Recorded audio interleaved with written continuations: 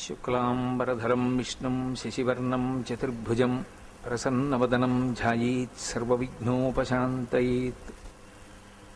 గురుర్బ్రహ్మా గురుర్విష్ణుః గురుర్దేవో మహేశ్వరః గురుసాక్షాత్ పరబ్రహ్మ తస్మై శ్రీగురవే నమః. వ్యాసాయ విష్ణురూపాయ వ్యాసరూపాయ విష్ణవే నమో వై బ్రహ్మనిధయే వాసిష్ఠాయ నమో నమః. కూజంతం రామ రామీతి మధురం మధురాక్షరం ఆరుహ్య కవితాశాఖాం వందే వాల్మీకికోకిలం. శ్రుతిస్మృతిపురాణానాం ఆలయం కరుణాలయం నమామి భగవత్పాదశంకరం లోకశంకరం. వాగర్ధావివ సంపృక్తౌ వాగర్ధప్రతిపత్తయే జగతః పితరౌ వందే పార్వతీపరమేశ్వరౌ. సూక్తిం సమగ్రయతున స్వయమేవ లక్ష్మీః శ్రీరంగరాజమహిషీమధురైః కటాక్షైః. వైదగ్ధ్యవర్ణగుణగుంభనగౌరవైర్యాం ఖండూలకర్ణకుహరాः కవయోధయంతి. హైమోధ్వపుండ్రమజహన్మకుటం సునాసం మందస్మితం మకరకుండలచారుగండం. బింబాధరం బహుళదీర్ఘకృపాకటాక్షం శ్రీవేంకటేశముఖమాత్మనిసన్నిధత్తాం. విమలపటి కమలకుటి పుస్తకరుద్రాక్షసస్తహస్తపుటి కామాక్షి పక్ష్మలాక్షి కలిత విపంచి విభాసి వైరించి. మనోజవం మరుతతుల్యవేగం జితేంద్రియం బుద్ధిమతాం వరిష్టం వాతాత్మజం వనరయూధముఖ్యం శ్రీరామదూతం శిరసా నమామి. ఆపదామపహర్తారం దాతారం సర్వసంపదాం లోకాభిరామం శ్రీరామం భూయో భూయో నమామ్యహం. నారాయణం నమస్కృత్య నరం చైవ నరోత్తమం దేవీం సరస్వతీం వ్యాసం తతో జయముదీరయేత్. జయతు జయతు దేవో దేవకీనందనోయం జయతు జయతు కృష్ణో వృష్ణివంశప్రదీపః. జయతు జయతు మేఘశ్యామలః కోమలాంగో జయతు జయతు పృథ్వీభరనాశో ముకుందః. హరి ఓం. పరమేశ్వర స్వరూపైన సభకి నమస్కారం. మహాభారతం ఇతిహాసం. ఇతిహాసము అన్న మాటకు అర్థాన్ని నేను మీకు అనేక చెప్పడం జరిగింది. ఇతిహాసం ఇది ఇట్లే జరిగినది అంటే కల్పిత కథ కాదు, యథార్థముగా జరిగినటువంటి విషయాన్ని వ్యాస భగవానుడు మన కొరకు అందించాడు సంస్కృతంలో. కారణజన్ములైనటువంటి నన్నయ్య గారు, తిక్కన గారు, ఎర్రాప్రగడ గారు ముగ్గురు కవిత్రయం ఆంధ్ర భాషలోకి దాన్ని అనువాదం చేశారు. అంత గొప్ప మహాభారతంలో ఆది పర్వము, ఆది అంటే ప్రారంభము, మహాభారత కథా ప్రారంభం ఎక్కడ జరిగిందో ఆ ఆది పర్వానికి సంబంధించినటువంటి విశేషాల్ని మీరు ఆది పర్వంలో వినడం జరిగింది. ఇక ఇప్పుడు మనం ప్రస్తావించబోయేటటువంటి పర్వాన్ని సభాపర్వము అని పిలిచారు. వ్యాసుల వారు పెట్టుకున్న పేరు సభాపర్వము. కవిత్రయం అనువాదం చేసినప్పుడు నన్నయ్య గారు కూడా దానికి సభాపర్వము అని పేరు పెట్టారు. సభ అన్న మాటకి అర్థం ఏమి అంటే కాంతితో తేజస్సుతో కూడుకున్నదై కొంతమంది వ్యక్తులు కూడేటటువంటి ప్రదేశానికి సభ అని పేరు. ఆ సభ యందు కొన్ని మర్యాదలు ఉంటాయి. ఆ సభ యందు కొంత కర్తవ్యతా నిష్టతో వ్యవహరించవలసి ఉంటుంది. సభా మర్యాద అని ఒక మాట. సభ యందు ఎలా ప్రవర్తించాలో అలా ప్రవర్తించకపోతే వచ్చేటటువంటి శిక్ష ఏమి అంటే ఆయుర్దాయము క్షీణిస్తుంది. అందుకే సభాభ్య సభాపతిభ్యశ్చ వో నమో నమో అని రుద్రం. సభ సభాపతి శివస్వరూపం. భీష్మాచార్యుల వారు స్వచ్ఛంద మరణం వరం కలిగినటువంటి మహానుభావుడు. అంతటి మహానుభావుడు కూడా మరణించడానికి కావలసిన హేతు ఎక్కడ పండింది అంటే సభాపర్వంలో పండింది. సభాపర్వంలో ద్రౌపదీదేవి అడిగినటువంటి ప్రశ్నకి ధర్మం తెలిసి కూడా జవాబు చెప్పలేదు కాబట్టి ధర్మం తెలిసి ధర్మం అడిగిన వారికి సభలో జవాబు చెప్పకపోతే తెలిసి కూడా ధర్మాన్ని పైకి చెప్పకుండా ఆపిన వారు ఎవరున్నారో వారందరూ కూడా మృత్యువునకు వశులవుతారు.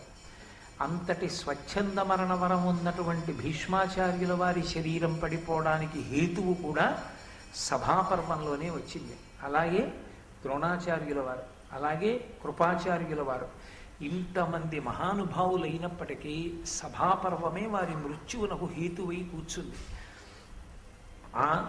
పర్వమునకు సభాపర్వమని పేరు. ఇందులో అన్నీ సభలే. అసలు పాండవుల యొక్క ప్రమేయం లేకుండా పాండవుల ఆలోచనకి సంబంధించినది కానిది శ్రీకృష్ణ పరమాత్మ బాగా ఆలోచించి నిర్ణయం చేసినటువంటి కారణం చేత వచ్చిన సభ మయసభ. చిత్రం ఏమిటంటే ఊర్ధ్వలోకాల్లో కానీ అధోలోకాల్లో కానీ ఎక్కడా లేనంత గొప్ప సభ భూలోకం మీద వచ్చింది మయసభ. ఆ మయసభ పాండవాగ్రజుడైనటువంటి ధర్మరాజు గారిది. పాండవులది అన్న యాజమాన్యం పెద్దవాడు కనుక ధర్మరాజు గారిది. ధర్మరాజు గారిది మయసభ. కానీ ఆ మయసభ సమస్త అసూయాద్వేషములకు కారణమైంది. ఆ మయసభ కారణం చేత దుర్యోధనుడు మణిసభ నిర్మాణం చేశాడు. మయసభ ఎంత గొప్పదో చెప్పడానికి, మయసభని పోల్చడానికి ఇతర సభలు చూసిన వాళ్ళు తప్ప పోల్చడానికి శక్తి కలిగిన వాళ్ళు కారు. అన్ని సభలు చూసిన వాడెవరు? ఒక్కొక్క సభలో ఎంత గొప్పగా ఉంటుంది, ఆ సభలో ఎటువంటి వివేచన జరుగుతుంది, ఎటువంటి నిర్ణయాలు జరుగుతాయి, ఎవరెవరు ఆ సభలో కూర్చుంటారన్న దాన్ని బట్టి ఆ సభ గౌరవం నిర్ణయింపబడుతుంది.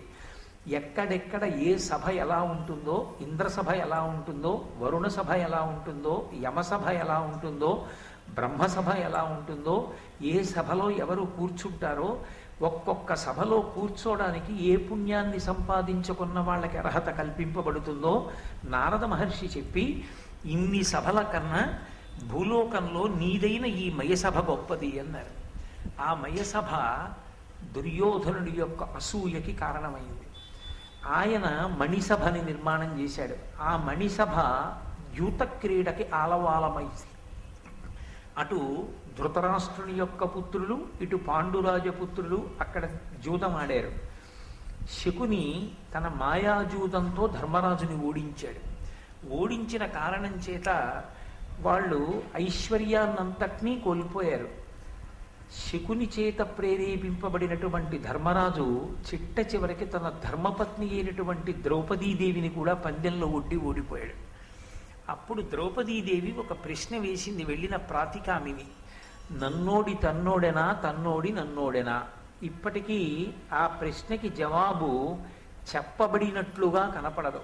అంత పెద్ద సభలో ఆవిడ వేసిన ఆ ప్రశ్నకి జవాబు చెప్పిన వాళ్ళు ఎవ్వరూ లేరు. చిట్ట చివరికి భీష్మాచార్యుల వారు కూడా నీ ప్రశ్నకి ధర్మరాజే జవాబు చెప్పగలడు అన్నారు. ధర్మరాజు కూడా చెప్పలేడు. అందుకే ఇప్పటికీ జవాబు చిక్కని ప్రశ్న అయితే నన్నోడి తన్నోడెనా, తన్నోడి నన్నోడెనా అంటుంటారు. కానీ ద్రౌపదీదేవి అడిగినటువంటి ఆ ప్రశ్న వెనక ఎంత ధర్మ సూక్ష్మమో దాగి ఉంది. చిట్ట చివరికి ద్రౌపదీదేవి యొక్క పాతివ్రత్య ప్రభావము చేతనే తిరిగి రాజ్యాన్ని సంపాదించుకున్నారు పాండవులు. ఇంటికి వెళ్ళిపోయారు. మళ్ళీ అనుద్యూతానికి ఆహ్వానింపబడ్డారు. మళ్ళీ అనుద్యూతానికి వెళ్ళారు. అక్కడ శకుని పందెం వేసేటటువంటి వాడు, దుర్యోధనుడు పందెం ఒడ్డేటటువంటి వాడు. 12 సంవత్సరముల అరణ్యవాసము, 1 సంవత్సరం అజ్ఞాతవాసము. ఎవరు ఓడిపోతే వాళ్ళు. అంగీకరించి ధర్మరాజు మళ్ళీ జూదం ఆడాడు. ఈసారి మళ్ళీ ఓడిపోయాడు. ఓడిపోయి అడవుల పాలై వెళ్ళిపోయాడు. అలా ధర్మం పక్షాన నిలబడినటువంటి పాండవులు ద్రౌపదీదేవితో కలిసి అరణ్యవాసానికి వెళ్ళిపోతున్నటువంటి ఘట్టం దగ్గర సభాపర్వం పూర్తయిపోయింది. నారచీరలు కట్టుకుని ధర్మమూర్తులైనటువంటి పాండవులు తన ధర్మపత్ని అయినటువంటి ద్రౌపదీదేవితో కలిసి అరణ్యవాసానికి బయలుదేరిపోయినటువంటి సంఘటన దగ్గర పూర్తయిపోయినటువంటి సభాపర్వం శుభప్రదంగా పూర్తయింది అని చెప్పడం సాధ్యపడే విషయమా అంటే, ధార్మిక చింతన చేసి చూసినప్పుడు ఖచ్చితంగా చాలా మంగళప్రదంగానే పూర్తయింది. ఎందుచేత అంటే భగవంతుని యొక్క అవతార ప్రయోజనము ధర్మమే. ఆ ధర్మం కాపాడబడాలి. పాండవులు అరణ్యవాస అజ్ఞాతవాసములకు బయలుదేరి వెడితే తప్ప ధృతరాష్ట్రుని యొక్క సంతతి, దుర్యోధనుని పనుపును నిలబడినటువంటి ఇతరమైనటువంటి క్రూరులు సంహరింపబడేటటువంటి అవకాశం కురుక్షేత్ర సంగ్రామం జరగదు. అందుకని ధర్మం నిలబడడానికి ప్రాతిపదిక ఏర్పడింది కాబట్టి శుభప్రదంగానే సభాపర్వం పూర్తయినట్టు లెక్క అన్నారు. ఇందులో ఎన్నో విశేషమైనటువంటి ధర్మ సూక్ష్మాలతో కూడుకున్నటువంటి పర్వం సభాపర్వం. ఒక చోట భీముడు ప్రతిజ్ఞ చేస్తాడు, నేను దుర్యోధనుడి తొడలు విరగ్గొట్టి ఆయన తల తన్నుతాను అంటాడు. అలా అనొచ్చా? ఒక మీమాంస. ధర్మరాజు గారి యొక్క ధర్మపత్ని, పాండవుల యొక్క ధర్మపత్ని అయినటువంటి ద్రౌపదీదేవిని సభలోకి ఈడ్చుకొచ్చి ఆమె బలువలు ఊడ్వడం ఎంత ప్రమాదకరమైనటువంటి స్థితికి వెళ్ళింది. అలా ఏర్పడడానికి అసలు దుర్యోధనుడికి అటువంటి ఆలోచన రావడానికి ఆయన పక్కన చేరిన వాళ్ళెవరు? ఎవరు ఆ మాటలు మాట్లాడిన వాళ్ళు? అది సమాజానికి తన జీవితాన్ని తాను పండించుకోవడానికి ఒక వ్యక్తికి ఎంత గొప్ప సందేశాన్ని అంతర్లీనంగా ప్రతిపాదన చేస్తుంది.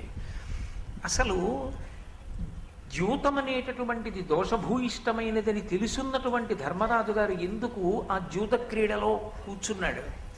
పందెం ఒడ్డుతున్నప్పుడు తాను ఓడిపోతున్నాను అని తెలిసినప్పుడు ఒక్కొక్కటి కోల్పోతున్నప్పుడు ఎక్కడో అక్కడ ఆగిపోకుండా తన భార్యని కూడా పణంగా పెట్టి ఓడిపోయే పర్యంతము ద్యూత క్రీడ ఎందుకు కొనసాగించాడు?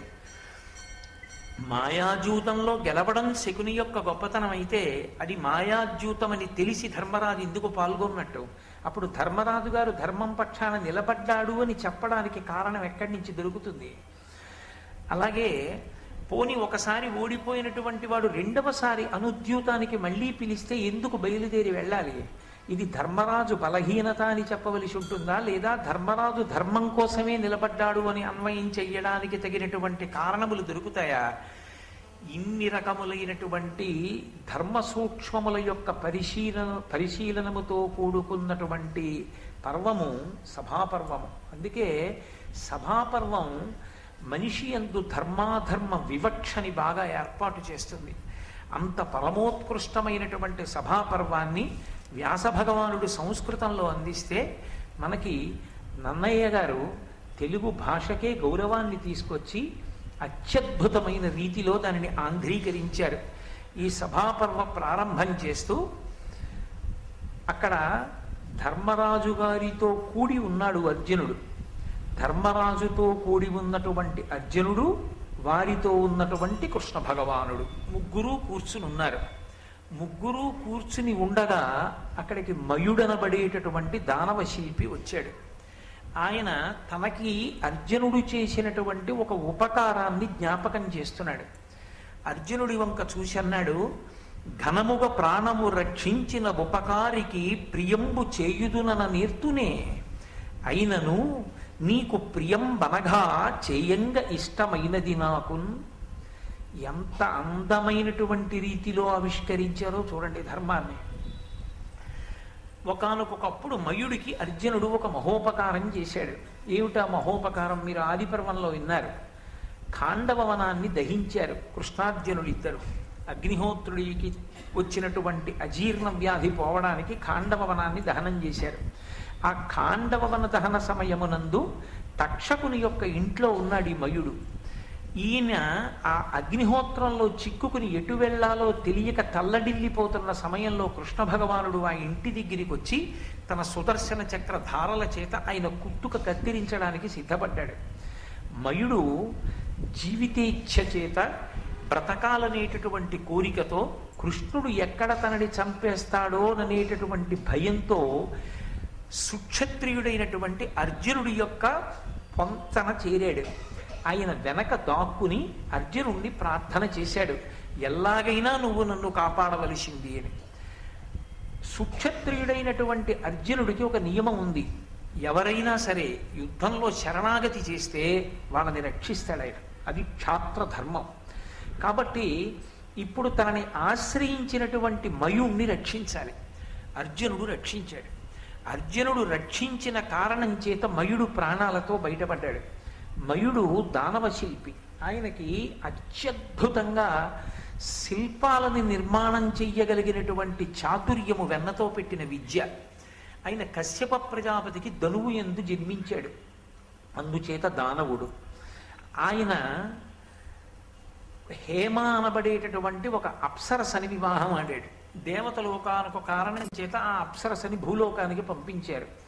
ఆమెని వివాహం చేసుకున్నటువంటి మయునికి ముగ్గురు సంతానం జన్మించారు.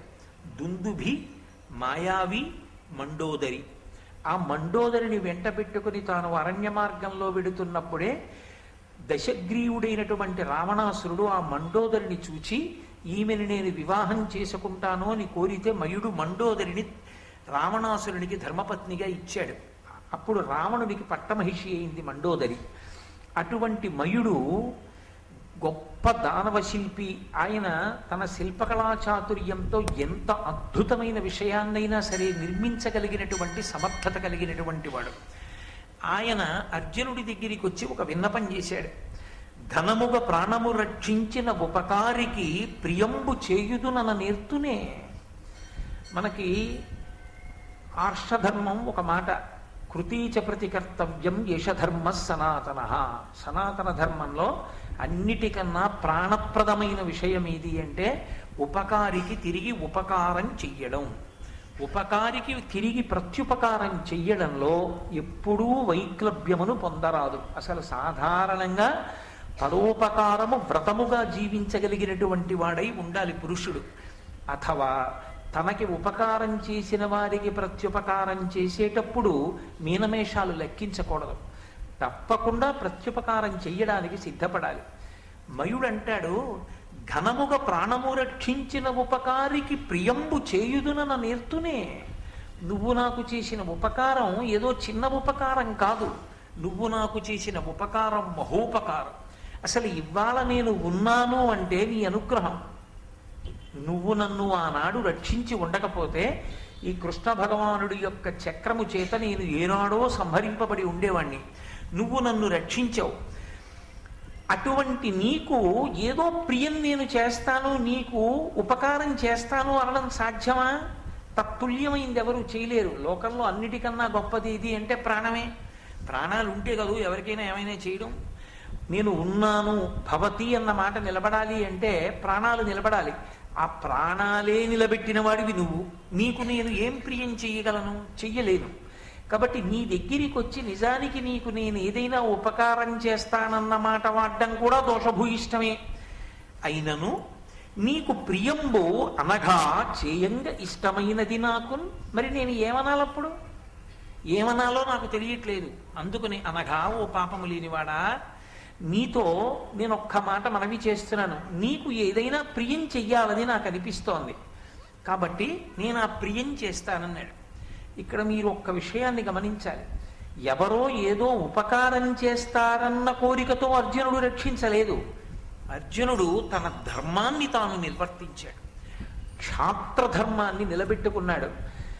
సనాతన ధర్మం అసలు ప్రధానంగా దేని మీద నిలబడుతుంది అంటే చాతుర్వర్ణ వ్యవస్థ మీద నిలబడుతుంది. వేదమంతా కూడా చాతుర్వర్ణ వ్యవస్థని ఆధారం చేసుకుని ధర్మ నిర్ణయం చేసింది. కాబట్టి సుక్షత్రియుడైనటువంటి అర్జునుడు శరణాగతి చేసినటువంటి వాడు ఎంత గొప్ప శత్రువైనా సరే రక్షించి తీరాలి. ఆయన తన ధర్మాన్ని తాను నిలబెట్టుకోవడానికి రక్షించాడు తప్ప ప్రత్యుపకారము కోరి చేసినవాడు కాదు. అది పాపబుద్ధి. అనగా నువ్వు పాపము లేనివాడివి. నువ్వు అలా నన్ను రక్షించలేదు. నన్ను రక్షిస్తే నీకేదో నీ చేసి పెడతానన్న కోరిక నీకేం లేదు. అయినా నీకు ప్రత్యుపకారం చెయ్యకుండా ఉండలేక చేస్తానని నేను అంటున్నాను. కాబట్టి నువ్వు ఏదైనా ఉపకారాన్ని కోరు, ఏమడుగుతావో అడుగు, నేను చేస్తాను అన్నాడు. అర్జునుడు ఒక్క క్షణం ఆగాడు. ఆయన ఏమీ కోరలేదు. నువ్వు నాకు ఇది చేసి పెట్టు అని అనలేదు. వచ్చినటువంటి వాడు వచ్చినటువంటి వాని యొక్క ఆర్తిని బట్టి అడగవలసి ఉంటుంది తప్ప ఏదో వచ్చినటువంటి వాడి యొక్క సమర్థతని ఆర్తిని దృష్టిలో పెట్టుకోకుండా చాలా చిన్న విషయాన్ని మీరు అడిగారనుకోండి, అది అవతల వారికి అవమానంగా ఉంటుంది. మళ్ళీ రెండో మాట రెట్టించాలి. అదేంటంటే బొత్తిగా అంత అన్యాయంగా అడిగారు. అలా కాదు, మీరు నా సమర్థతని దృష్టిలో పెట్టుకుని అడగండి అనాలి. అప్పుడు యువతల వారికి అహంకారం ఆపాదింపబడుతుంది. అందుకని అర్జునుడు ఇది కోరుకున్నది కాదు. ఈ ప్రత్యుపకారం ఆయన ఏం కోరుకోలేదు. కాబట్టి ఆయన కృష్ణ భగవానుడి వంక చూశాడు. ఇది జీవితంలో ఉండవలసినటువంటి లక్షణం. అది కష్టం కానివ్వండి, సుఖం కానివ్వండి, కలిసొచ్చింది కానివ్వండి, పోయింది కానివ్వండి, ఏ క్షణంలోనైనా సరే భగవంతుని యొక్క స్మరణము మరుగున పడకూడదు. అసలు యథార్థమునకు ఒక మనిషి చనిపోయాడు అన్నమాట ఎప్పుడు అంటే ఏ ఒక్కరోజు భగవంతుని యొక్క స్మరణము లేదు, భగవంతుడు విస్మరణమునకు గురి అయిపోయాడు, ఆయన జ్ఞాపకానికి రాలేదు, ఆ రోజు వాడు మరణించినట్టు. భగవంతుడు సర్వకాలముల యందు జ్ఞాపకంలో ఉండాలి. అది కలిసి వచ్చిందా కలిసి రాలేదా అన్నది కాదు.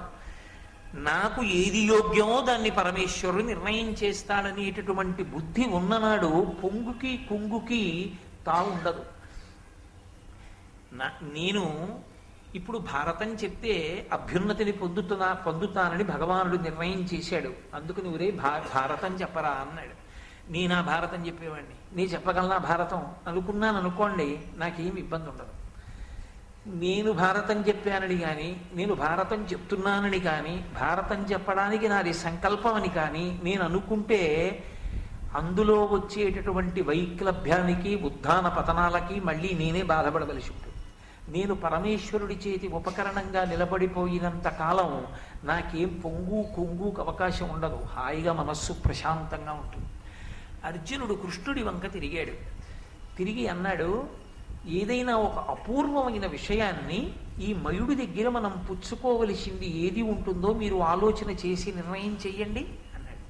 అది అపూర్వమైనదయ్యి ఉండాలి. ఎందుకని ఆయన యొక్క శిల్పకళా చాతుర్యం అటువంటిది. ఆయన అటువంటి నిర్మాణములు చెయ్యగలడు. కాబట్టి అటువంటి నిర్మాణం ఏదైనా చేసి ఇమ్మనండి అన్నాడు. ఇక్కడ మీరు ఒక్క విషయం జాగ్రత్తగా గమనించాలి. అసలు మయుడికి ప్రాణభిక్ష పెట్టిన వారెవరు? అర్జునుడు. ప్రాణభిక్ష పెట్టినటువంటి వాడు అర్జునుడైతే ఆ అర్జునుణ్ణి ఏదైనా కోరుకోమని అడిగితే తాను కోరుకోకుండా కృష్ణుడికి అప్పచెప్పాడు. తనకి ఏది ఉంటే బాగుంటుందో అది మయుణ్ణి అడగమని. ఇప్పుడు మయుణ్ణి అడిగినప్పుడు కృష్ణుడు ఏది అడగాలి? అర్జునుడికి ఏది ఉపయుక్తమో అది అడగాలి, ప్రత్యుపకార బుద్ధి అంటే. కానీ లోకంలో ధర్మం అని ఒక మాట ఉంది కదా. నేను మా అబ్బాయి మా ఇంట్లో ఉన్నాం అనుకోండి, మా ఇంటికి వచ్చి మా అబ్బాయి పేరు మీద మీరు శుభలేఖ ఇచ్చారనుకోండి, నా పెద్దరికం ఏమైపోయినట్టు? నా పేరు మీద కదూ శుభలేఖ ఇవ్వాలి. నా కొడుకుతోనే మీకు పరిచయం ఉన్నా, నా కొడుకుకే మీరు స్నేహితులైనా మీరు ఇచ్చిన శుభలేఖ మాత్రం నా పేరు మీద ఉండాలి. అది నాకు గౌరవం కాదు, నా కొడుక్కి గౌరవం. వాడు ఆ శుభలేఖని తాను తీసేసుకున్నాడు అనుకోండి, అది నాకు అగౌరవం ఏం లేదు. నా గౌరవము నా అగౌరవము నా యొక్క సంస్కృతి చేత నిర్ణయింపబడతాయి, నా శీలం చేత నిర్ణయింపబడతాయి. నా కొడుకు గౌరవం పోతుంది. తండ్రి పేరు వ్రాయబడని శుభలేఖ తాను పుచ్చుకున్నాడు, అది మర్యాద కాదు. పుచ్చుకుని కలం తీసి సున్నా చుట్టి మా నాన్నగారి పేరు వ్రాయండి అని ఇచ్చాడు అనుకోండి, వాడి గౌరవం నిలబడింది. కృష్ణుడు అర్జునుడి కోసం కోరాలా, ధర్మరాజు గారి కోసం కోరాలా? పాండవుల 5 ఒక చేతి 5 వేళ్ళు, వాళ్ళ ఐకమత్యత అటువంటిది. వాళ్ళు ఎప్పుడు విడివిడిగా ఏమీ కోరుకోలేదు. రాజ్యం అంతటికి ధర్మరాజు ప్రభువు. ధర్మరాజు గారి కీర్తి వైభవం ప్రకాశించేది కోరుకుంటే అర్జునుడు సంతోషిస్తాడు తప్ప, ధర్మరాజుకి కానిది అర్జునునకైనది అని కృష్ణుడు అడిగాడు అనుకోండి, అది ధర్మానికి నిలబడుతుందా? నిలబడదు. ఇలా తల తిప్పి చూసి అడగమన్నప్పుడు అడిగేయడం కాదు, అడగడంలో ధర్మం పాటించడం గొప్ప. అడుగడుగునా ధర్మమే నిలబెడుతుంది. అందుకే శ్రీరామాయణము, భారతము, భాగవతము ఈ 3 కూడా మన జాతికి ప్రాణప్రదములు. ఈ 3టిని బాగా చదువుకుంటుంటే, ఈ 3టిని జ్ఞాపకం తెచ్చుకుంటుంటే, ఈ 3టిని వింటూ ఉంటే ధర్మము మనసులో స్మరణకొస్తూ ఉంటుంది. ధర్మము ఎంతగా స్మరణకొస్తే మీరు బాగా జ్ఞాపకం పెట్టుకోండి, నేను చెప్తున్న మాట, భగవంతుని చేతి పనిముట్టుగా మీరు ఇమిడిపోతారు. ఎక్కడ ధర్మం ఉన్నదో ఆ వస్తువునే ఆయన పనిముట్టుగా స్వీకరించి వ్యవస్థని దిద్దుకుంటాడు. ఈశ్వరుడు ధర్మాన్ని నిలబెట్టడం అంటే ఎవరు ధర్మాత్ములయ్యున్నారో వారిని ఆదరిస్తాడు, వాళ్ళనే తన చేతి పనిముట్టుగా తీసుకుంటాడు. తీసుకుని వాళ్ళని ఆదర్శంగా పెట్టి సమాజాన్నంతటినీ సంస్కరిస్తాడు. భగవంతుడి చేతి పనిముట్టుగా మారడం, భగవంతుని యొక్క అనుగ్రహానికి పాత్రులు కావడం కన్నా రక్షణ వేరొకటి ఉంటుంది ఆ లోకంలో, ఇంకేం ఉండదు. కాబట్టి ధర్మమే రక్షణ. ధర్మాన్ని విడిచిపెట్టుకోవడము అంటే భగవంతుడికి దూరం అయిపోవడం. భగవంతుడికి దూరం అయిపోవడము అంటే అన్ని రక్షణలకి దూరం అయిపోవడం. ధర్మాన్ని పట్టుకోవడము అంటే భగవంతుని చేతి పనిముట్టుగా నిలబడడం.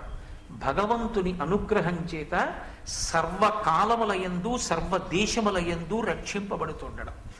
ధర్మమే ప్రమాణము.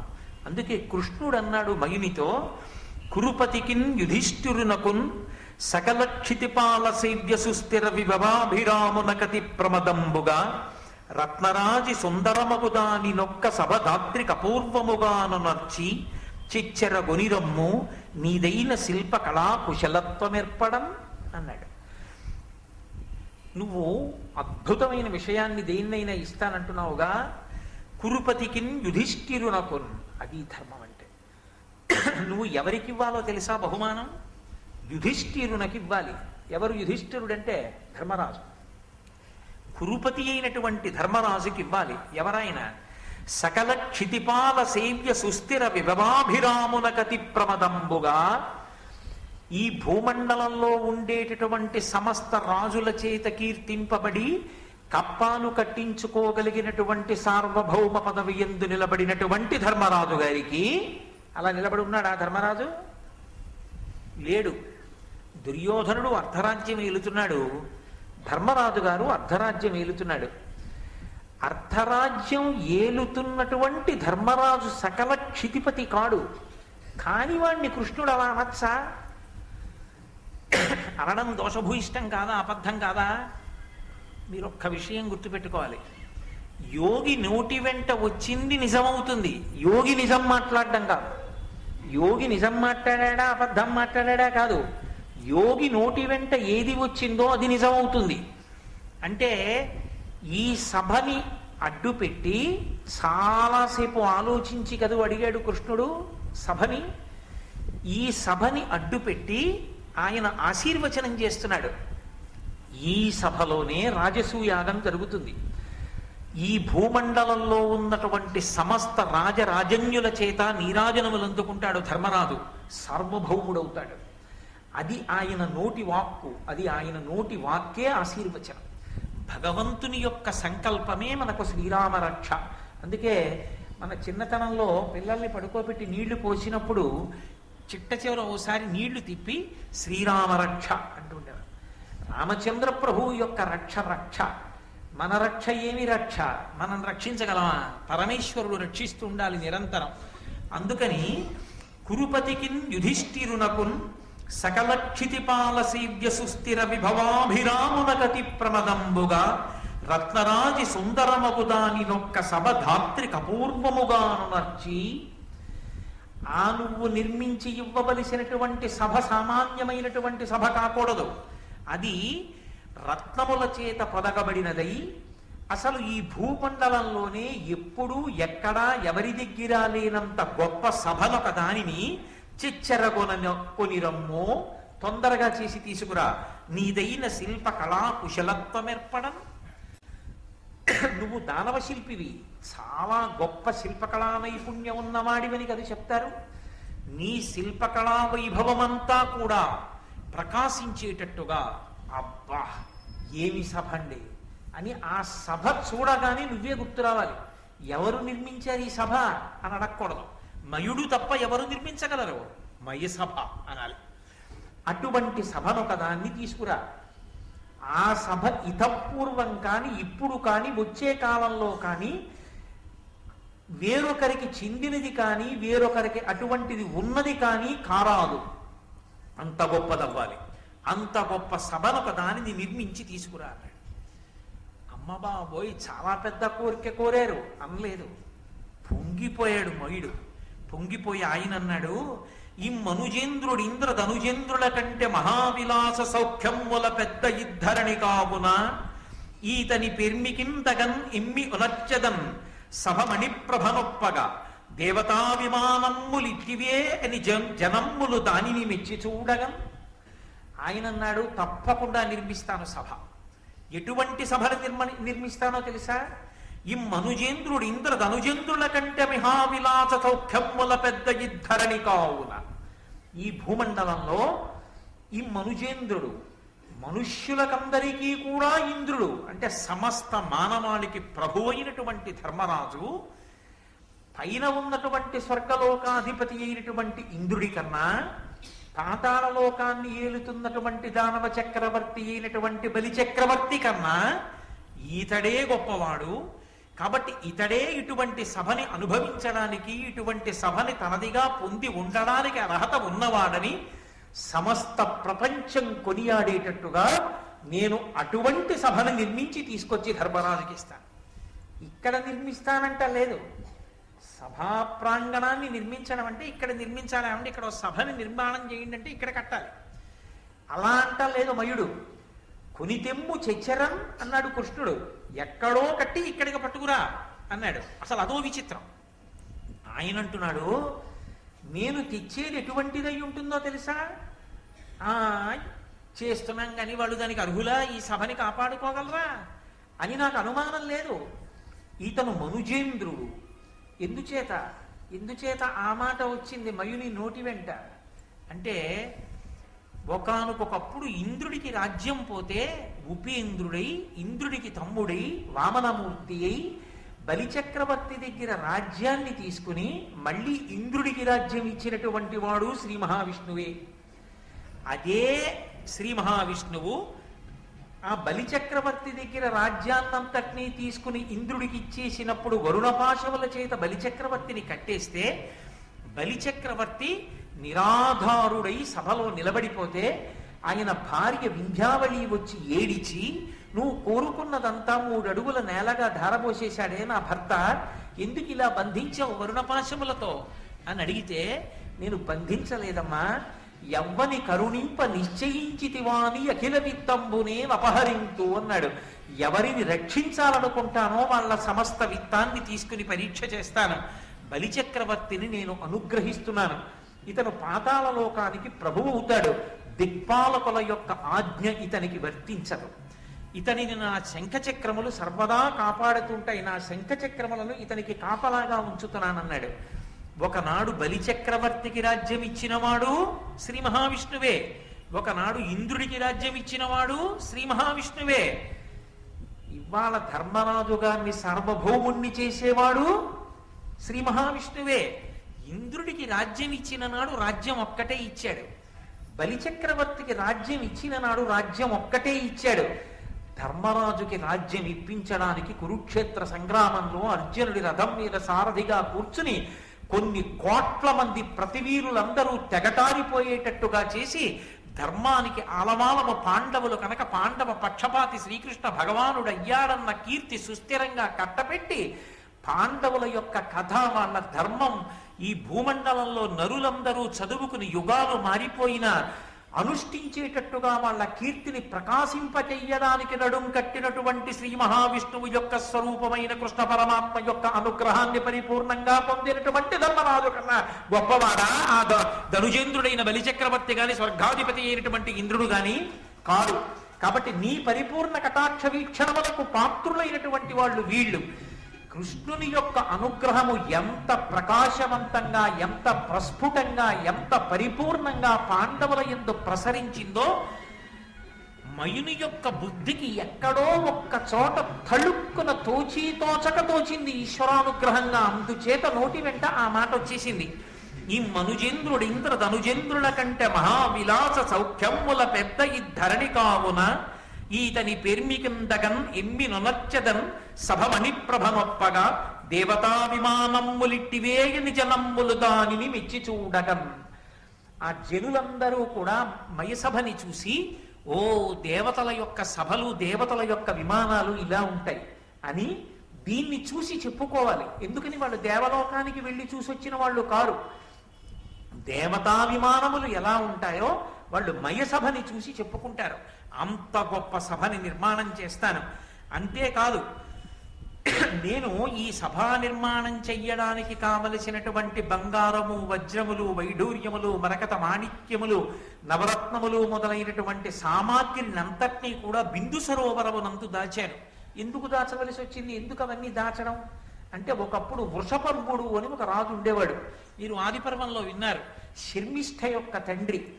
ఆ శర్మిష్టకి దేవయానికి వచ్చినటువంటి కలహంలోనే ఆ దేవయానితో కలిసి శుక్రాచార్యుల వారు ఆ రాజ్యాన్ని విడిచిపెట్టి వెళ్ళిపోతాను అంటే వృషపర్వుడు వచ్చి వేడుకుని ఆ శుక్రాచార్యుల వారిని తన రాజ్యంలో ఉంచుకోవడం కోసమని దేవయానికి శర్మిష్టని దాసిగా చేశాడు. మీరు ఆదిపర్వంలో విన్నారా కదా. కాబట్టి అటువంటి వృషపర్వుడనేటటువంటి రాజుకి ఒక గొప్ప సభని నిర్మాణం చెయ్యడం కోసమని నేను ఒకానొకప్పుడు సంకల్పం చేసి తత్సంబంధమైనటువంటి రత్నములు సంభారములనన్నిటినీ బిందు సరోవరంలో దాచి ఉంచాను. ఆ ఒక్క సంభారములను తీసుకొచ్చి మయసభా నిర్మాణం చెయ్యడమే కాదు, భౌమాదిత్యుడనబడేటటువంటి రాజు ఒకానొకప్పుడు ఈ భూమండలంలో ఒక సుక్షత్రియుడై రాచరికం చేస్తూ గొప్ప తపస్సు చేసి ఋషి అయ్యాడు. ఆ ఋషి మండలాన్ని చేరినటువంటి ఆ భౌమాదిత్యుడనేటటువంటి రాజు నాకు ఒక శంఖాన్ని ఒక గదని ఇచ్చాడు. ఆ గద శత్రువులను దునుమాడుతుంది. ఆ శంఖం పూరించినంత మాత్రం చేత కొన్ని వేల మంది యొక్క కర్ణరంధ్రములు బద్దలైపోయి నెత్తురు కారిపోతుంది. అంత గొప్పదైనటువంటి ఆ శంఖం దేవదత్తాన్ని, ఆ గదని భీమసేనుడికి, దేవదత్తమన్న శంఖాన్ని అర్జునుడికి కూడా తీసుకొచ్చి ఇస్తాను. దానితో పాటుగా ధర్మరాజు గారికి ఈ సభా నిర్మాణం చేస్తాను. అంటే కడుపులో ఎక్కడో అర్జునుడికి కూడా ఉపకారం చెయ్యాలన్న కోరిక ఉంది. కాబట్టి అర్జునుడికి దేవదత్తాన్ని ఇస్తూ, భీమసేనుడికి గద ఇస్తూ, ధర్మరాజు గారికి మయసభ ఇస్తాను. అంటే శ్రీకృష్ణ పరమాత్మ యొక్క సంకల్పమే మయుని యందు ఆలోచనగా మారింది. ఈశ్వరానుగ్రహం అనేటటువంటిది ఒక్కసారి బయటికి రావాలి. కానీ పరమేశ్వరుడు వీడికి కావలసినటువంటి పదార్థములు సమకూడాలి అని కోరుకోవాలి. కానీ అవి ఎప్పటికి ఎందుకు పనికొస్తాయో మనకి తెలియదు. పరమేశ్వరుడు మాత్రం వాటిని ఇప్పుడే చేకూరుస్తాడు. అర్జునుడికి దేవదత్తాన్ని ఇప్పిస్తున్నాడు, భీమసేనుడికి బ్రహ్మాండమైనటువంటి గదని ఇప్పిస్తున్నాడు. ఎదర రాబోయేటటువంటి కాలంలో భీమసేనుడు ప్రతిజ్ఞ చేస్తాడు, నా గదాదండంతో దుర్యోధనుడి యొక్క తొడలు విరగ్గొడతాను అని. ఎక్కడ ధర్మ వ్యతిరేకులైనటువంటి వారు పడిపోయేటట్టుగా ధర్మమునందు నిలబడినటువంటి వారు ప్రవర్తించవలసి ఉంటుందో వారికి కావలసిన ఉపకరణములను పరమేశ్వరుడు చేకూర్చడానికి ఎవరి ద్వారా సంభారములు అందారో వారి యందు సంకల్పాన్ని ప్రచోదనం చేస్తాడు.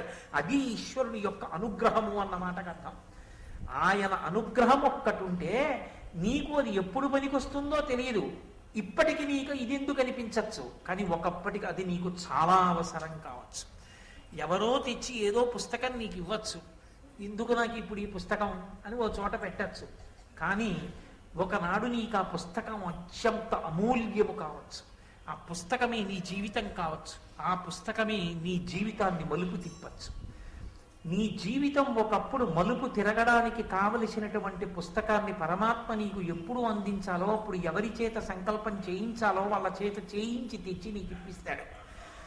నీ జీవితం మలుపు తిరగడానికి ఒక పుస్తకం నీకు ఎవరి ద్వారానో అందించిన ఈశ్వరుని యొక్క అనుగ్రహ బలంలాగే ధర్మాన్ని నిలబెట్టడానికి అత్యంత శ్రద్ధాళువులై నిలబడవలసినటువంటి భీమార్జనులకు కావలసినటువంటి యుద్ధ పరికరాల్ని మయుని ద్వారా కృష్ణ పరమాత్మ అందిస్తున్నారు అని ఆయన ఆ బిందు సరోవరం యొక్క గొప్పతనాన్ని అంటారు. ఆ బిందు సరోవరంలోనే ఒకప్పుడు భగీరథుడు గంగావతరణం చేయించాడు. పరమశివుడు ఆ బిందు సరోవరం దగ్గరే నడుం మీద 2 చేతులు వేసుకు నిలబడితే గంగమ్మ ఆకాశం నుంచి ఆయన యొక్క శిరస్సుకి తాకి కింద పడింది. భవంగపతి తంతోజం పవిత్ర వితిపస్పృశు అని పరమశివుని శరీరానికి తాకి కింద పడింది. కాబట్టి గంగ పతితపావని అయి అంత పరమ ప్రఖ్యాతి వహించింది. అక్కడే సృష్టి కాలమనందు తరువాతి కాలమనందు బ్రహ్మగారు, పరమశివుడు, ఇతర దేవతాగణములన్నీ కూడా అనేకమైనటువంటి యజ్ఞ యాగాది క్రతువులన్నిటినీ కూడా చేశారు. అలాగే అక్కడే అనేకమైనటువంటి దేవతల యొక్క శాలలు నిర్మింపబడి ఉంటాయి. అంత పరమ పవిత్రమైన ప్రదేశము కనుక ఇంత పవిత్రమైనటువంటి సామాగ్రిని అక్కడ దాచి ఉంచాను. కాబట్టి నేను ఇప్పుడు అక్కడికి వెళ్ళి అక్కడ సభని నిర్మాణం చేస్తాను. నిర్మాణం అక్కడ చేస్తాను, సభని ఇక్కడికి తీసుకొస్తాను. నిర్మాణం అయిపోయిన సభ ఇక్కడికి వస్తుంది, సామాగ్రి తెచ్చి ఇక్కడ సభ కట్టడం కాదు. కాబట్టి నేను బయలుదేరుతాను. ఈ సంకల్పాన్ని చేసి మయునికి తన యొక్క హృదయాన్ని ఆవిష్కరించి కాబోవు కాలంలో రాబోవు కాలంలో ఏది జరగాలో భూత భవిష్యత్ వర్తమాన కాలములు పరిపూర్ణముగా తెలిసిన్నటువంటి పరమేశ్వరుడు కనుక కృష్ణ భగవానుడు ఏమీ తెలియని వాళ్ళ ద్వారకా నగరానికి వెళ్ళిపోయాడు. సభా నిర్మాణానికి పూనుకున్నటువంటి మయుడు హిమాలయ పర్వతాలకి చేరుకుని కైలాస పర్వతానికి ఉత్తరాన మైనాక పర్వతం ఉంటే ఆ మైనాక పర్వతానికి ఉన్నటువంటి హిరణ్య శృంగానికి చేరుకున్నాడు. బంగారు శిఖరానికి చేరుకుని అక్కడ ఉన్నటువంటి బిందు సరోవర ప్రాంతానికి చేరి సభా నిర్మాణం ప్రారంభం చేస్తూ పూజ చేశాడు. ఇది ఆర్షధర్మం అంటే. భారతము ఇతిహాసము, భారతము పంచమ వేదము. ఎప్పుడు ఎక్కడ మనం ఏం చెయ్యాలో ఎలా చెయ్యాలో మనకి సమస్తాన్ని నేర్పుతుంది. ఏదైనా ఒక కట్టడాన్ని నిర్మాణం చేస్తున్నారు అంటే ఆ కట్టడానికి ఒక ప్రయోజనం ఉంటుంది. ఒక ఇల్లు మీరు కట్టుకున్నారనుకోండి, ఆ ఇంటికి ఉండవలసిన ప్రధాన లక్షణం ఏమి అంటే తామర తంతువు, తామర తంపర ఎలా కొనసాగుతుందో అలా వంశము వృద్ధిలోకి వెళ్ళాలి. అక్కడ ఉన్నటువంటి సింహాసనం ఏది ఉందో, యజమాని పూజ చేసినటువంటి సింహాసనానికి పూజ చెయ్యడానికి ఆ గోత్రంలో వాళ్ళు లేక ఆ సింహాసనాన్ని పట్టుకెళ్ళి నీటిలో విడిచిపెట్టేయడమో, ఆ సింహాసనం ఇంకొక గోత్రం వాళ్ళ దగ్గరికి వెళ్ళిపోవడమో జరగవలసినటువంటి దుస్థితి ఏర్పడకుండా, కొడుకులు లేరనేటటువంటి బెంగ లేకుండా ఆ వంశం ఆచంద్రతారార్కం కొనసాగింపబడాలి అంటే ఆ ఇంటికి ప్రారంభంలో పూజ చేసి ఇల్లు కట్టాలి. ఒక ఇల్లు దేనికి అంటే సింహాసనాన్ని అక్కడ అర్చన చేస్తాం. ఒక ఇంటి గొప్పతనం అంతా ఎక్కడ ఉంటుంది అంటే అక్కడ సింహాసనం ఉంది. ఆ యజమాని ఆ సింహాసనం నుంచి వస్తున్నటువంటి పరిపాలన చేత రక్షింపబడుతూ ఉంటాడు. నేను ఇల్లు కట్టుకుని గృహప్రవేశం చేస్తే నేను చేస్తానా, నా సింహాసనం పెడుతుందా ముందు? సింహాసనం చేత్తో పట్టుకుని గృహప్రవేశం చేస్తాను. ఇంట్లో కుర్చీలు ఎన్నో ఉండొచ్చు, సింహాసనం మాత్రం ఒక్కటే ఉంటుంది. సింహాసనమునందు పరమేశ్వరుడు కూర్చుంటాడు. ఆయన పరిపాలకుడు. ఆయన నా యోగక్షేమాలని విచారణ చేస్తూ ఉంటాడు. నేను ఎక్కడ ఉన్నా, ఏ ప్రదేశంలో ఉన్నా ఆయన నన్ను సర్వకాలముల యందు కాపాడుతూ ఉంటాడు. ఆ సింహాసనము చేత నేను పరిపాలింపబడుతూ ఉంటాను. దేశంలో ఎక్కడో పౌరులున్నా రాజధాని ఎందున్నటువంటి సింహాసనం మీద కూర్చున్నటువంటి ప్రభువు చేత వాళ్ళు ఎలా పరిపాలింపబడుతూ ఉంటారో, ఇంట్లో ఉన్నటువంటి సింహాసనం చేత మనం పరిపాలింపబడుతుంటాం. ఒక గృహస్థుకి ఉండే కోరిక ఉంటుంది. ఒక గృహస్థు కోరికనే ప్రధానమైన కోరిక ఏది అంటే వంశం వర్ధిల్లాలి. ధర్మ ప్రజాపత్యర్థం. వివాహం చేసుకునేటప్పుడు సంకల్పం ధార్మికమైన సంతానము కలగాలి అని చేసుకుంటారు. గృహస్థాశ్రమము అంటే ధర్మపత్నితో కలిసి తానున్న చోటు. దానికి ప్రధానమైన ప్రయోజనం ఏది అంటే సంతాన భాగ్యం, విశేషించి వంశాభివృద్ధి, పుత్ర సంతానం కలగాలి. ఆ పుత్ర సంతానం కలగడానికి సింహాసనాన్ని అర్చన చేయబడేటటువంటి ఒక ఇల్లు కట్టే ముందు ఆ ఇల్లు నాతో కాదు, నేను తండ్రినై సంతోషించాలి, నేను తాతనై సంతోషించాలి. ఈశ్వరుడు అనుగ్రహిస్తే ముత్తాతని కావచ్చు. ఒకవేళ నేను ముత్తాతని కాలేకపోయినా నేను తాతనై సంతోషించి శరీరాన్ని విడిచిపెట్టేయాలి తప్ప తాత కాకుండా విడిచిపెట్టకూడదు. పుత్రం పౌత్రం సమాసాద్య వానప్రస్థాశ్రమేమ సేత్. దీర్ఘాయుర్దాయం అంటే మనవణ్ణి చూడాలి. కాబట్టి నేను చెప్పట్లేదు, వ్యాస భగవానుడు అంతటి వాడు చెప్పాడు. వ్యాసుడి కన్నా చెప్పగలిగిన వాడు, వ్యాసుడి కన్నా చెప్పగలిగిన వాడన్నవాడు ఇక లోకంలో లేడుగా. చెప్తే వ్యాసుడే చెప్పాలి. వ్యాసోచ్ఛిష్టం జగత్సర్వం. ఈ వ్యాసుని యొక్క ఉచ్ఛిష్టము ఈ ప్రపంచంలో ఉన్న వాంగ్మయం అంతా. కాబట్టి అటువంటి వ్యాస భగవానుడు చెప్పాడు, ఇల్లు కడుతున్నావు, నీ వంశము ఆచంద్రతారార్కం నిలబడాలి. నీ కొడుకు వాడు మనవల్ని చూడాలి, నీ మనవడు వాడు మనవల్ని ముని మనవల్ని చూడాలి. అంటే ఆ ఇంటి సింహాసనం, ఆ ఇల్లు అంతమంది పిల్లల ఓదార్పుకి, అంతమంది పిల్లల ఏడుపుకి, అంతమంది పిల్లల వృద్ధికి, అంతమంది పిల్లల యొక్క వైభవానికి కారణం కావాలి ఆ ఇల్లు. అందుకని ఇల్లు కట్టే ముందు పూజ చేసి ఇల్లు కట్టాలి తప్ప ఏ పూజ లేకుండా ఇల్లు ప్రారంభం చేయకూడదు. ఒక సభామంటపాన్ని నిర్మాణం చేస్తున్నావు, ఆ సభ పెద్దలైనటువంటి వారు ఎందరో వచ్చి కూర్చుంటారు. ఒక్కొక్క చోట చేయబడిన నిర్ణయం సమస్తమైనటువంటి భూమండలాన్ని కూడా కదుపుతుంది. ఒక్కొక్క సభలో చేసిన నిర్ణయం కొన్ని కోట్ల మందిని ప్రభావితుల్ని చేస్తుంది. ఒక్కొక్క సభలో చెప్పిన విషయం కొన్ని వేల మందిని సంస్కారవంతులుగా తీర్చిదిద్దుతుంది. ఒక్కొక్క సభ భగవంతుని యొక్క అనుగ్రహానికి మారుపేరుగా మారిపోతుంది. మహాభారత ప్రవచనానికి సంబంధించినంత వరకు పెద్దలు ఒక మాట చెప్తారు.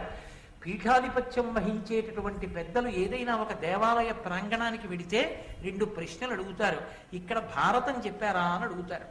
ఇక్కడ భారతం చెప్పారండి అంటే ఆ దేవాలయానికి ఒక స్థాయి. కనీసం ఒక్క పర్వం మహాభారత ప్రవచనం ఇక్కడ జరిగిందండి అన్నారనుకోండి, ఆ దేవాలయానికి ఒక ప్రత్యేకమైన స్థాయిగా తీసుకుంటారు. ఎప్పుడూ ఇక్కడ భారతం చెప్పలేదండి, పోని కనీసం భారతం చదివారా, ఇక్కడ చెప్పేవాడు లేకపోతే భారతాన్ని చదివితే విన్నారా, కూర్చుని భారతం చదివారా ఎవరైనా? ఎప్పుడూ ఇక్కడ భారతం చదవలేదండి. ఆ దేవాలయం స్థాయి ఒకటి. భారతం చదివినా భారతం చెప్పబడినా ఆ దేవాలయం యొక్క స్థాయి వేరొకటి. అటువంటి చోట భగవంతుని యొక్క పరిపూర్ణమైనటువంటి అనుగ్రహం ఆ వాయు తరంగముల యందు నిలబడిపోతుంది. అందుకే అటువంటి ఆలయ ప్రాంగణంలో ప్రవేశించి కూర్చుని కోరిక కోరుకున్న ఈశ్వరుడికి ఒక నమస్కారం చేసినా వెంటనే కోరికలు తీరుతాయి. కారణం ఏమంటే భారత ప్రవచనం జరుగుతున్నప్పుడు ప్రవచనం ఎంత గొప్పదో, వింటున్న వాళ్ళ మనస్సులన్నీ రంజిల్లుతున్నప్పుడు ఈ భావ ప్రకంపనల చేత పరమేశ్వరుని యొక్క తేజస్సు ఉద్దీపింపబడుతుంది. ఉద్దీపింపబడి ఆయన శక్తి పెరిగి ఆయన మరింత మంది కోరికలు తీర్చగలిగినటువంటి వాడు అవుతాడు. కాబట్టి దేవాలయమునకు ఆ స్థాయి ఉందా? సభ అంత గొప్పదవుతుందా? ఆ సభ ఎన్నో విశేషాలకి కారణం అవుతుందా?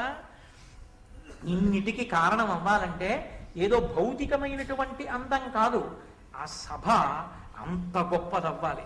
అలా కోరుకున్నాడు కాబట్టే, అటువంటి పూజ చేసి మొదలు పెట్టాడు కాబట్టే ఆ సభా మంటపంలో శ్రీకృష్ణ భగవానుడికి అగ్రపూజ జరిగింది. ఇంకంతకన్నా ఏం కావాలి మైసభకు అదృష్టం? కాబట్టి ఆయన దాన్ని ప్రారంభం చేస్తూ దేవ బ్రాహ్మణులకు నానావిధ పూజనల తర్పణము చేసి ధరిత్రీవనిత కపూర్వ శ్రీకావింపతొడంగమయుడు కడురమ్యముగన్. ఆయన అనేకమైనటువంటి దేవతల యొక్క మూర్తుల్ని ఆరాధన చేశాడు. ఒక భూమి మీద ఒక మంటపాన్ని నిర్మాణం చేసేటప్పుడు అది గృహమా, ఆరామమా, మంటపమా, సభ, ప్రాంగణమా విడిచిపెట్టండి. అది ప్రకాశవంతము కావడానికి, ఫలవంతము కావడానికి ఏ ఏ దేవతల యొక్క అనుగ్రహాన్ని సాధించుకోవడానికి మీరు పూజ చెయ్యవలసి ఉంటుందో అటువంటి దేవతలందరినీ పూజ చేశారా? మయుడు అటువంటి దేవతలందరినీ కూడా నానావిధ పూజనల తర్పణము చేసి వాళ్ళందరినీ కూడా అనేక రకములైనటువంటి పూజల చేత అర్చించి తృప్తిపరిచాడు. పూజించిన వాడు పూజనీయుడవుతాడు. మీరు ఆ మాట బాగా జ్ఞాపకం పెట్టుకోవాలి. ఎప్పుడు పూజ చెయ్యడం ఎందుకో తెలుసా? పూజ చేస్తే పరమేశ్వరుడు ప్రీతి పొందుతాడు అని నేను ఒక మాట చెప్పాను అనుకోండి, ఆ మాట చాలా వదులుగా ఉంటుంది. ఎందుకో తెలుసా? పూజ చేయడం అంటే ఓ వస్త్రద్వయం ఇచ్చి, అర్ఘ్యం ఇచ్చి, పాదోదకం ఇచ్చి, కాస్త పటికి బెల్లం నైవేద్యం పెట్టి 2 పుష్పాలు కాళ్ళ మీద వేసి 4 స్తోత్రాలు చదివితే ఈశ్వరుడు మీ పట్ల ప్రసన్నుడవుతాడు అని నేను చెప్పాను అనుకోండి. అప్పుడు పూజ చేస్తే ఈశ్వరుడు ప్రసన్నుడవుతాడు అని నేను చెప్పిన ఉత్తర క్షణంలో పొగిడితే లొంగిపోయేవాడు ఈశ్వరుడు అయ్యాడు. అవునా కాదా? అప్పుడు ఈశ్వరుడు పొగిడితే లొంగేవాడైతే పూజ చేసిన వాడికి ఈశ్వరుడు లొంగిపోతాడు అన్న నా మాట అర్థరహితమైనది. అందుకని నన్నయ్య గారు పద్యాన్ని అంత అందంగా ఇస్తున్నారు.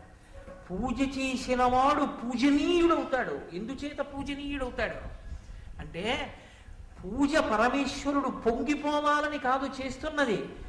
ఈశ్వర, నా యందు ఏ తేజస్సును చూసి లోకమంతా నన్ను గౌరవిస్తోందో, ఏ తేజస్సును చూసి లోకమంతా నాకు నమస్కారం చేస్తోందో ఆ తేజస్సు సహజముగా నాది కాదు.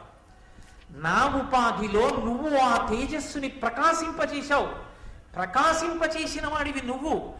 ఆ ప్రకాశింపచేసిన తేజస్సు నిలబెట్టుకోవడానికి కావలసినటువంటి అర్హత నా యందు నిలబెట్టు.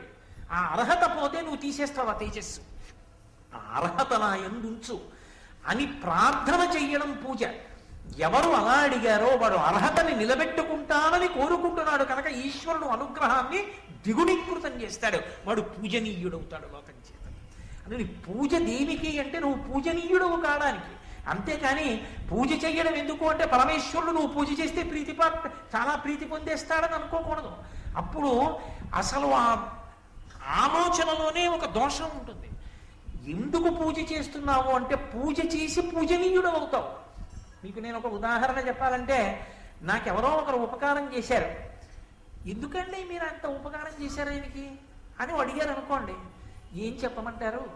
ఒకనకొకప్పుడు మహానుభావుడు నాకు ఎంత ఉపకారం చేశారో తెలుసా, నేను చాలా ముఖ్యమైన వివాహానికి వెళ్ళాలి, దానికి వెళ్ళకపోతే నా మర్యాద పోతుంది, నేనా రాత్రంతా మంచులో జనరల్ కంపార్ట్మెంట్లో కూర్చోలేను, ఆరోగ్యం అనుమతించదు. మహానుభావుడు ఎవరో తనకి తెలిసిన వాళ్ళతోటి తత్కాల్లో టికెట్ తెచ్చిపెట్టారు. నేను లైన్లో నించోలేను, ఏమీ లేదు, ఆయన పుణ్యం అని మర్యాద నిలబడింది నాది. ఆయనకి చేయకపోతే ఎలా అండి? ప్రత్యుపకారం అన్నాను అనుకోండి నేను మీతో, మీరేమనుకుంటారు నా గురించి? అరే ఓ తత్కాల టికెట్ తెచ్చి ఇచ్చాడని ఎంత జ్ఞాపకం పెట్టుకుని మళ్ళీ ప్రత్యుపకారం చేసి పొంగిపోతున్నాడు ఆయన.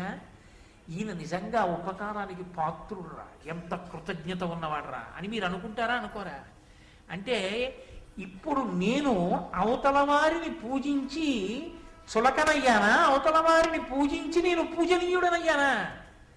లౌకికంగా ఒక చిన్న ఉపకారం చేతనే నేను పూజనీయుణ్ణైతే పరమేశ్వర పూజ చేత ఎంత పూజనీయుణ్ణవుతాను?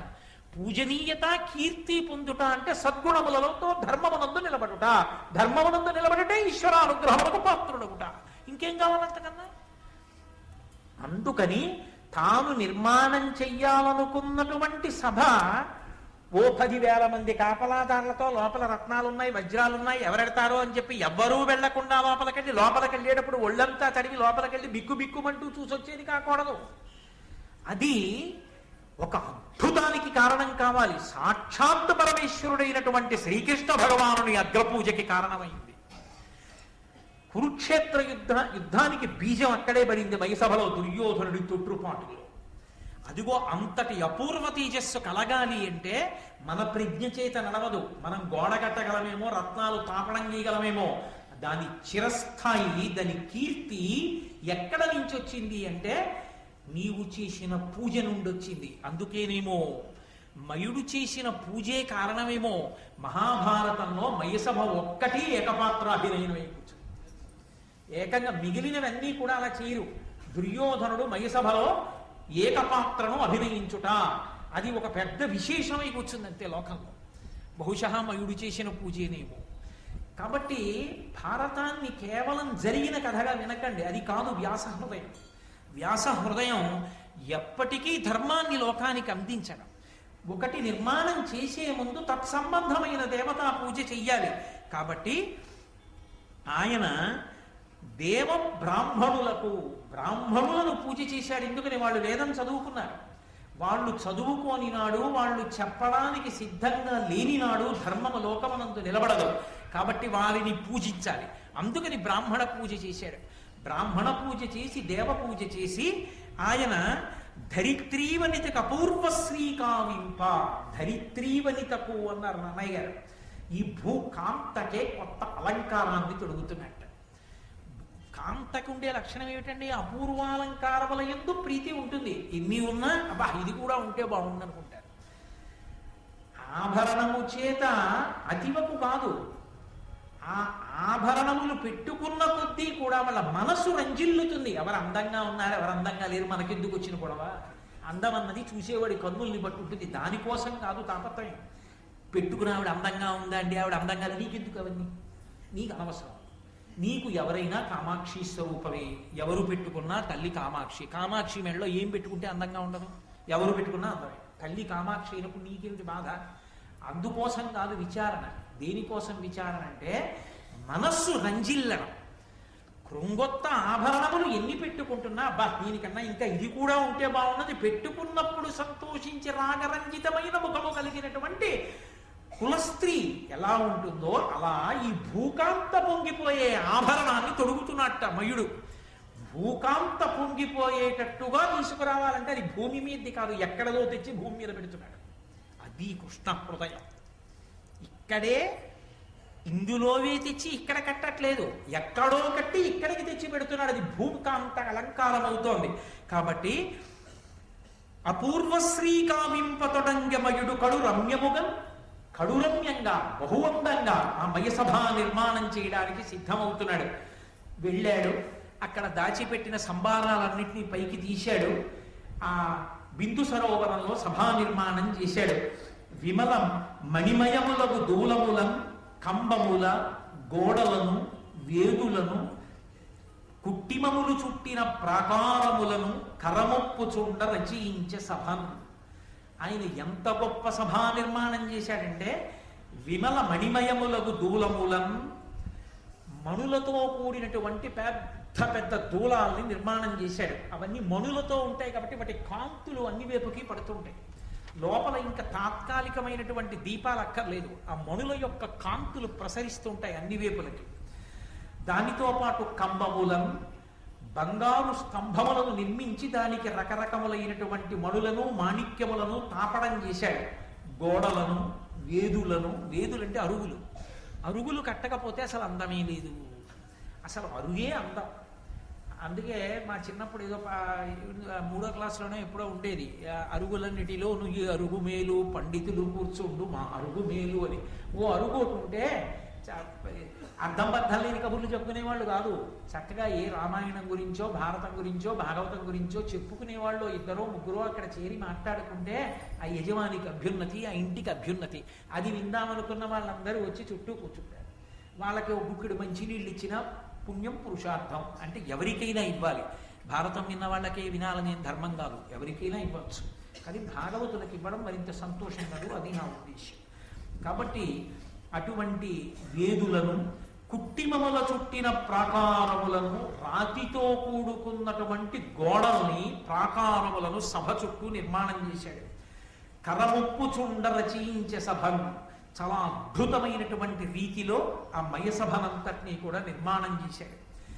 ఈ మయసభ నిర్మాణంలో ఉండేటటువంటి విచిత్రం ఏమిటి అంటే, నన్నయ్య గారు ఒక సీసపద్యంలో చాలా అద్భుతమైన రీతిలో ఆవిష్కరించారు. చిత్రం ఏమిటంటే, అంత గొప్పదా అండి, అంత గొప్పదా అండి, అబ్బా మయసభ ఇంత చెప్తున్నారు, అది ఎలా ఉంటుందో, ఎలా కట్టాడో అన్నప్పుడు ఒక్కసారి తినిపించలేదు నన్నయ్య గారు. కొంచెం తినిపించారు. ఇక్కడ కొంత చెప్పారు. దుర్యోధనుడు మైసభలో విహారం చేస్తున్నప్పుడు కొంత చెప్పారు. అప్పుడు ఎక్కడ ఆ సందర్భాన్ని బట్టి మయసభా సౌందర్యాన్ని మనం అనుభవించడానికి బాగా అవకాశం దొరుకుతుందో అలా మనకి ఆయన వర్ణించి చూపించారు. సురుచిల హరినీల కిరణ జలంబుల పద్మరాగారుణ పద్మములను, రాజిత రాజీవ రాజహంసావళి నిర్మల సవర్ణ కూర్మములను, కమనీయ వైఢూర్య కుముదంబులను, వజ్రమీన మౌక్తిక నవ ఫేనములను, మరకత శైవలోత్కరముల విలసిల్లగొలనని సన్మణి స్థలము చూచి, పలుగురాల కుడ్యముల రుచులు కప్పిన జలములున్న ఎడల వెలయ చూచి, అననుపస్థలంబుల నిజనులెరుగకయుండునట్లుగా మయుండు చేసే. ఆయన సభా నిర్మాణం చేసినప్పుడు అందులో ఉన్నవి లేనట్లు, లేనివి ఉన్నట్టు కనపడేటట్టుగా నిర్మాణం చేశాడు. ఎలా నిర్మాణం చేశాడు అని అనుమానం వస్తుందేమోనని నన్నయ్య గారు చెప్తున్నారు. సురుచిర హరినీల కిరణ జలంబుల పద్మరాగారుణ పద్మములను, ఆయన ఇంద్రనీలమణుల్ని తీసుకొచ్చి ఒక సరోవర నిర్మాణం చేశాడు. అంటే ఆ ఇంద్రనీలమణుల్ని తాపడం చేశాడు గోడలోకి. ఆ ఇంద్రనీలమణులలోంచి కిరణములు బయటికి వస్తుంటాయి, కాంతులు వస్తుంటాయి. అందులోంచి వచ్చేటటువంటి కాంతుల వలన అవి ఎలా కనపడతాయంటే, ఏదో అక్కడ నీళ్లున్నట్లుగా కనపడుతుంది. ఆ ఇంద్రనీలమణుల యొక్క కిరణముల ప్రసారం అలా అన్ని వైపుల నుంచి వచ్చేటట్టుగా నిర్మాణం చేశాడు. తెనాలి దగ్గర ఒక శివాలయం ఉంది. ఆ శివాలయంలో ఒక విచిత్రమైనటువంటి లక్షణం. ఏమిటి ఆ లక్షణం అంటే, శివలింగం దగ్గర దీపం అక్కర్లేదు, చీకటిగా ఉంటుంది గర్భగృహం. కానీ మీరు నందీశ్వరుడు యొక్క శృంగముల మీద చెయ్యి పెట్టి ఇలా లోపలికి చూస్తే, నందీశ్వరుని యొక్క కన్నులలో పొదగబడినటువంటి మణుల యొక్క కాంతి శివలింగం మీద పడి మీరు శృంగముల మధ్యలోంచి చూసినప్పుడు మాత్రం శివలింగం ప్రకాశవంతంగా భాసిస్తుంది. అలా నిర్మాణం చేశారు. తరువాతి కాలంలో ఆ నందీశ్వరుడి కన్నుల్లో ఉన్నటువంటి ఆ మడులు ఎత్తుకుపోయారు. కాబట్టి ఆ శివాలయం అలా ఉండిపోయింది. నేను వెళ్ళి దాన్ని చూసి వచ్చాను కూడా శివాలయాన్ని, కాబట్టి చెప్పగలుగుతున్నాను మీతోటి. కాబట్టి ఆయన ఆ ఇంద్రనీలమణులలోంచి వచ్చేటటువంటి కాంతుల చేత అక్కడ నీరు ప్రవహిస్తోందా అన్నట్టుగా ఒక సరోవరం ఉన్నట్టుగా నిర్మాణం చేశాడు. అందులో మళ్ళీ పద్మరాగారుణ పద్మములను, అందులో పద్మరాగమణులతో తామర పూలు పెట్టాడు. ఇప్పుడు అవి ఎలా ఉన్నాయి? ఎర్రటి పద్మాలు ఆ కొలనులో ఉన్నాయేమో అనిపిస్తుంది. ఇలా దూరంగా నిలబడి చూశారనుకోండి, ఇంద్రనీలమణుల యొక్క కాంతుల చేత నీరున్నట్లు, ఇంద్రనీలమణుల కాంతులు ఆ నీటి మధ్యలో పద్మరాగమణుల చేత ఎర్రటి పద్మాలు పెట్టాడు. అందుకని నిజంగా ఎర్రటి తామర పూలున్నట్టు కనపడుతుంది. దానితో పాటుగా రాజత రాజీవ రాజహంసావళి నిర్మల సవర్ణ కూర్మములు, అక్కడ వైఢూర్యములతో కలువలను నిర్మాణం చేశాడు. ఇప్పుడు తెల్ల కలువలు అందులో విచ్చుకుని ఉన్నట్లుగా కనపడుతుంటుంది. వైఢూర్యంతో కలువలు చేశాడు. వజ్రాలతో చాపలు చేశాడు. వజ్రాలతో చాపలు చేయడం వల్ల దాని పొలుసులు ఉంటాయి. ఆ పొలుసులు తలుక్కు తలుక్కు తలుక్కు తలుక్కు మెరుస్తూ ఉంటాయి. అది ఒక్కొక్క కాంతిలో ఇలా తిరుగుతుంటే పొలుసులు మెరుస్తాయి, దాని కళ్ళు మెరుస్తాయి. ఆ పొలుసులు మెరవడానికి, ఆ కళ్ళు మెరవడానికి వీలుగా వజ్రాలతో చాపలు చేసి విడిచిపెట్టాడు. అవి వెడుతూ ఉంటే చాపలు నీళ్లలో తిరుగుతున్నాయి అనిపిస్తుంది.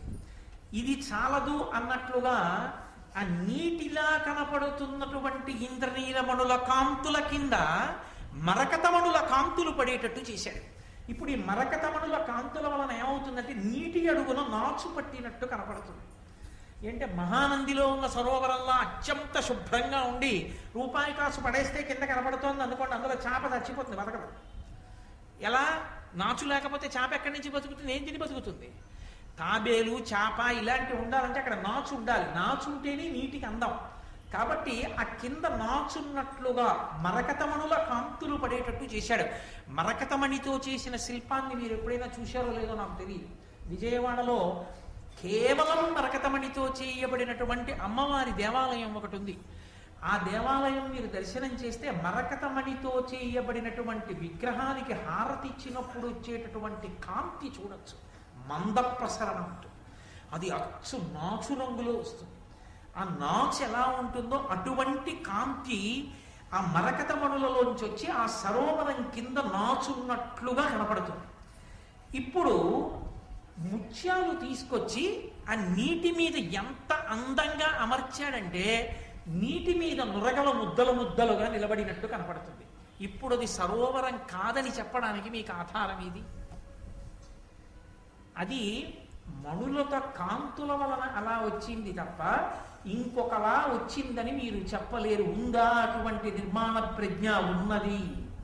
నన్ను నమ్మండి. మీరు చూస్తాను అంటే ఇప్పటికీ ఉంది ఒక చోట. కాంచీపురంలో కామకోటి మఠం వారు ఒక గొప్ప కళాశాల నిర్మాణం చేశారు. దాని పైన శ్రీచక్ర ఆకృతిలో ఉంటుంది, దాని మీద బిందు ఉంటుంది. ఆ శ్రీచక్రం ఏమైందంటే దాని కాంతి వచ్చి నీడ కింద పడింది. ఇప్పుడు ఎవరైనా ఆ కళాశాలలోకి వెడితే ఆ శ్రీచక్రాన్ని తొక్కుతారు. నీడ తొక్కి లోపలికి వెళ్ళాలి. ఎలా? పైన అంతా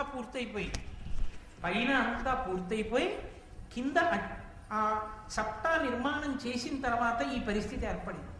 ఇప్పుడు కళాశాలలోకి వెళ్ళడం ఎలా? కంచికామకోటి పీఠాధిపత్యం వహించినటువంటి అపర శంకరావతారులు మహాపురుషులు చంద్రశేఖరేంద్ర సరస్వతి మహాస్వామి వారికి వెళ్ళి చెప్పారు, అయ్యా శ్రీచక్రం యొక్క నీడ పడింది కింద, ఎవరైనా లోపలికి వెడితే శ్రీచక్రాన్ని తొక్కి వెళ్ళాలి, ఎలా అని అడిగారు. ఆయన కొంతసేపు ధ్యానం చేసి కామాక్షి పరదేవతని ప్రార్థన చేశారు. ఏమి తొక్కర్లేండి, వెళ్ళండి అన్నారు. ఎవరైనా ఇప్పుడు వెళ్ళి ఆ శ్రీచక్రం దగ్గరికి వెళ్ళి మీరు ఇలా నించున్నారనుకోండి, మీ ముందు ఉంటుంది యథార్థంగా మేరు ఉంటుంది నీడ. కాలు ఎత్తారనుకోండి మేరు మీద పడుతుంది. ఎలా? మీరు భయపడతారు. మీరు కాలెత్తి వేశారనుకోండి, ఆ మేరు ముందుకెడుతుంది అడుగు. అరే ఒక అడుగు ముందుకెళ్ళిపోయిందని చెప్పి ఇప్పుడు మీరు మళ్ళీ కాలెత్తారనుకోండి, ఇంకో అడుగు ముందుకెడుతుంది. ఎంతమంది ఎన్ని వైపుల నుంచి వచ్చినా అంతమందికి ఒక అడుగు ముందుకుంటుంది, కానీ ఎవరి చేత తొక్కబడదు. ఏమి చెప్పాలి? మీరు కావాలి అంటే అది నగరేషు కాంచి శీర్షికలో వెంకటేశ్వర భక్తి ఛానల్ వారి ప్రసారంలో ఎక్కడో అక్కడ కనపడుతుంది. నేను దాని వ్యాఖ్యానం చేసే రోజుల్లో ప్రత్యేకంగా దాన్ని చూడడం కోసం కంచి వెళ్ళి అది దర్శనం చేసి వచ్చి తెల్లబోయాను. కాబట్టి అటువంటి సిద్ధ పురుషులు కలిగినటువంటి దేశం ఈ దేశం. అటువంటి అద్భుతమైనటువంటి నిర్మాణాలు కలిగినటువంటి దేశం. లేపాక్షి లేదు. సివిల్ ఇంజనీరింగ్కి ఏమిటో పెద్ద విదేశాల గురించి చెప్తాం. దేవాలయం అంతా ఒక స్తంభం మీదే ఆధారపడుతుంది. ఆ ఒక్క స్తంభం మీదే ఆధారపడి ఉంటుందన్న విషయాన్ని నమ్మలేక కప్పంతా ఆ ఒక్క స్తంభం మీదే ఆధారం. ఒక్క స్తంభం మీద కప్పు నిలబడదు. కాబట్టి ఈ స్తంభం కొద్దిగా కదుపుతా ఉన్నారు బ్రిటిష్ వాళ్ళు. కదపండి అన్నారు. గుణపాలు తీసుకొచ్చి ఎందుకైనా మంచిది, ఇది పడిపోతే మనం నలిగిపోతాం, వాళ్ళకి నమ్మకం లేదు ఇన్ని స్తంభాలు ఉండగా ఈ స్తంభం మీదే ఎలా ఆధారపడుతుందని స్తంభాన్ని గుణపాలతో కొట్టి ఒక్క అంగుళం జరిపారు. లేపాక్షి దేవాలయం కప్పు ఒరిగిపోయింది కొంతమేర. ఇప్పటికీ మీరు వెడితే బోర్డు పెట్టి ఆ స్తంభం చుట్టూ ఎక్కడుండేదో ఎన్ని అంగుళాలు జరిగిందో చూపిస్తారు ఆ స్తంభాన్ని. అంత గొప్ప ఇంజనీరింగ్ స్కిల్స్ ఉన్న దేశమని మనం చెప్పేటటువంటి బ్రిటిష్ వాళ్ళకి ఇప్పటికి అర్థం కాదు లేపాక్షిలో ఆ స్తంభం మీద అలా ఎలా కట్టారు. అది భారతదేశపు విద్యా వైభవం అంటే. దానికి వారసులం. కాబట్టి ఎందుకు నిర్మించలేడు మయుడు? ఆయనకున్న దేవతానుగ్రహం అటువంటిది. అందుకే ఇంద్రనీలమణుల నుండి వచ్చేటటువంటి కిరణముల యొక్క కాంతి నీటిగా కనబడితే అక్కడే ఉన్న పద్మరాగమణుల చేత నిర్మింపబడినటువంటి ఎర్రని పద్మములు నిజమైన పద్మములలా కనపడుతుంటే, వజ్రముల చేత చేయబడినటువంటి చేపలు నిజమైన చేపల్లా కనపడుతుంటే, అక్కడ బంగారంతో చేయబడినటువంటి తాబేళ్లు నిజమైన తాబేళ్లు ఈదుతున్నట్లు కనపడుతుంటే, మరకతమణుల చేత తాపడము చేయబడినప్పుడు అందులోంచి వచ్చేటటువంటి కిరణముల యొక్క కాంతి నీటి అడుగున పేరుకున్నటువంటి నాచులా కనపడుతుంటే, ఒడ్డున ఉన్నవాడు సరోవరంలో దిగుతున్నామని పంచ పైకెత్తి పట్టుకుని కాలు అందులో పెట్టి భంగపడితే ఆశ్చర్యం ఏముంది? చిత్రం ఏమిటంటే నీరు లేని చోట నీరు ఉన్నట్టు కల్పించాడు. అది మయసభా నిర్మాణం. నీరు ఉన్న చోట నీరు లేనట్టు కల్పించాడు. ఎలా అంటే గోడలలో స్ఫటిక మణులు పెట్టాడు. ఆ స్ఫటిక మణుల కాంతులు పడుతున్నాయి. స్ఫటికమణి కాంతి కనపడుతోంది గోడలోంచి. తెల్లటి కాంతి పడుతోంది కాబట్టి అక్కడ నీరు లేదనుకుంటారు. అనుకుని కాలు పెడితే అక్కడ జలాశయం ఉంటుంది. ఈ కాంతి కప్పేస్తుంది, కనపడదు. నీరు ఉన్న చోట నీరు తెలియదు, నీరు లేని చోట నీరున్నట్లు కనపడుతుంది. అది మయసభ అద్భుతం. బాహ్యం, ఆంతరం కురుక్షేత్ర సంగ్రామానికి బీజం, ధర్మం నిలబడడానికి కారణం. మయసభలోని 2 మడుగులలోంచి పుట్టింది. అది కృష్ణ పరమాత్మ సంకల్పం. అది ఆయన అనుగ్రహం. అందుకే పరమాచార్య స్వామి వారి దగ్గరికి వెళ్ళి ఎవరైనా మహాభారత ప్రవచనం ప్రారంభం చేస్తున్నామని అడిగినా, భాగవతం చెప్తున్నామని అడిగినా, కృష్ణ పరమాత్మని 3 రోజుల పాటు రాత్రింబవళ్ళు పూజ చేసి ప్రారంభం చేయండి అంటుండేవారు. ఆయన అనుగ్రహం లేనిది ఏం చెప్తాం అని. అందుకే ఇప్పటికీ మహానుభావుడు మల్లాది చంద్రశేఖర శాస్త్రి గారు ఈ వయస్సులో కూడా కంఠం శంఖంలా మోగుతూ ఆ దత్తాత్రేయోపాసనతో నోటి వెంట కృష్ణ భగవానుడని కూడా అందరూ వాసుదేవుడు వాసుదేవుడు అంటూ ఆ మహాభారతాన్ని చెప్తూ అంత పరవశించిపోగలుగుతున్నారంటే ఆయన వెనక కృష్ణ భగవానుడి అనుగ్రహం ఆయనకి ఎంత ఉందో అర్థం అవుతుంది. ఆయన అనుగ్రహం ఉంటే తప్ప అవి అపురూపములు ఎలా కాగలుగుతాయి? కాబట్టి అటువంటి అపురూపమైనటువంటి మయసభా నిర్మాణం పూర్తయింది. 8,000 మంది దృఢకాయులైనటువంటి రాక్షసుల్ని పిలిచాడు. ఒరే, ఇది చెక్కు చెదరకుండా ఉన్నదాన్ని పైకెత్తి తీసుకొచ్చేయండి అన్నాడు. 8,000 మంది బలాఢ్యులైన రాక్షసులు ఈ ఎక్కడెక్కడ ఎత్తితే జాగ్రత్తగా పైకి లేస్తుందో అలా ఎత్తారు. ఎత్తడం అంటే 8,000 మంది అన్ని వైపులా పట్టుకుని ఓడు అటుపక్క ఎత్తితే ఓడు ఇటుపక్కకి ఎత్తితే ఒరిగిపోతుంది. వాహనం ఎత్తండ్రా అంటేనే ఓ ఇద్దరు ఇటు ఎత్తేస్తారు, ఓ ఇద్దరు వదిలేస్తారు, ఒరిగిపోతుంది.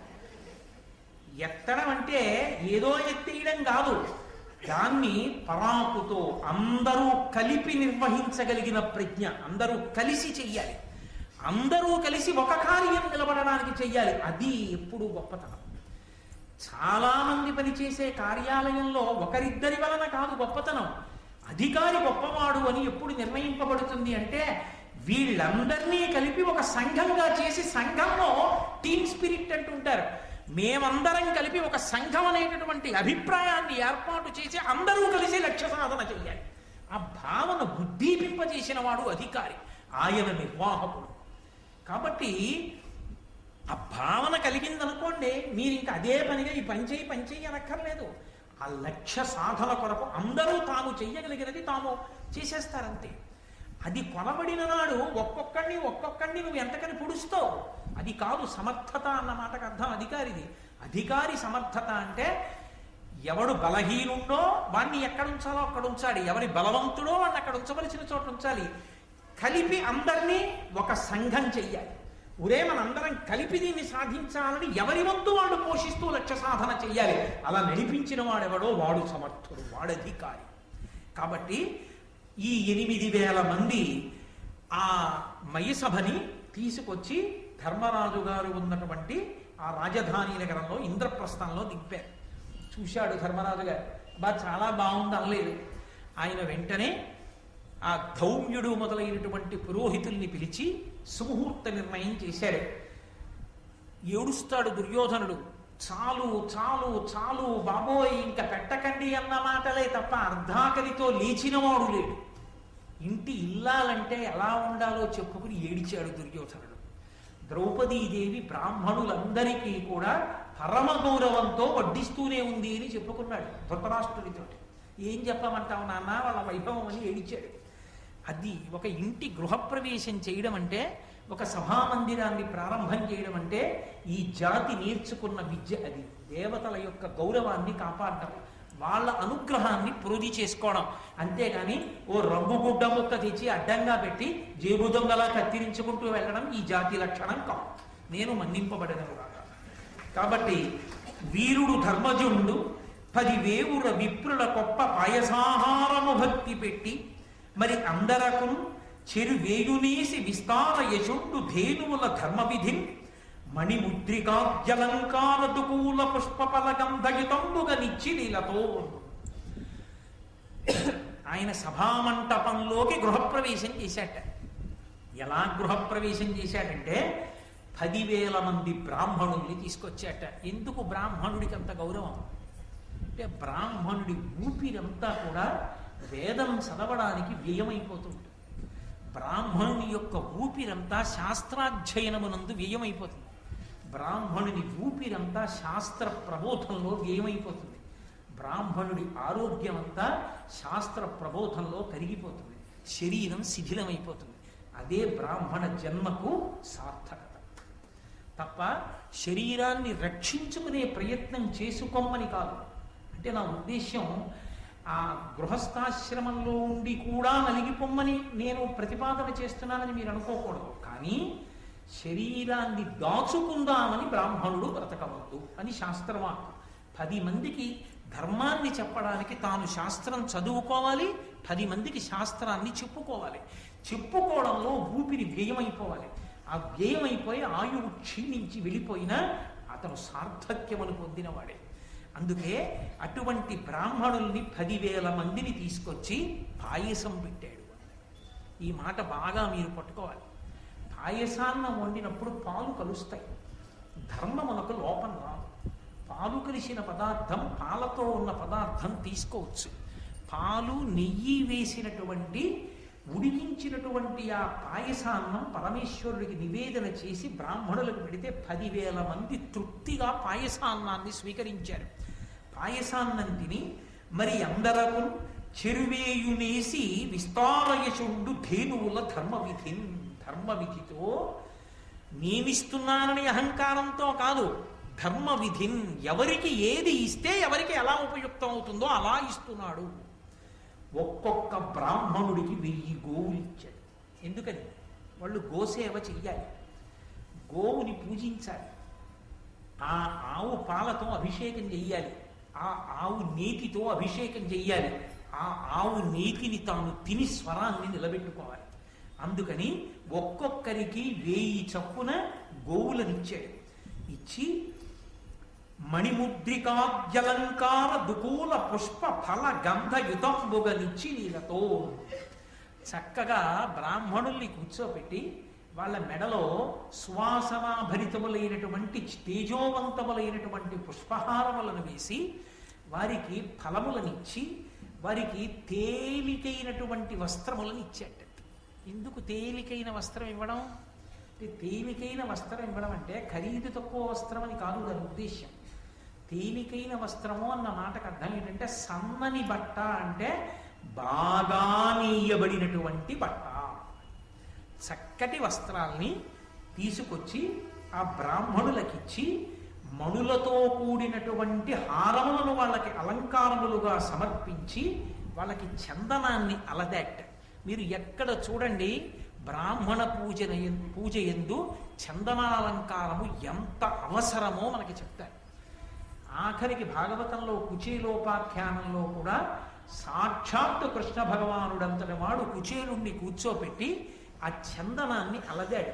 బ్రాహ్మణ పూజ యందు చందనాలంకారం అనేటటువంటిది అంత ప్రధానమైనటువంటిది.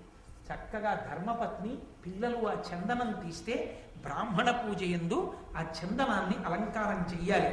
కాబట్టి దుకూల పుష్ప ఫల గంధయుతంబుగనిచ్చి లీలతో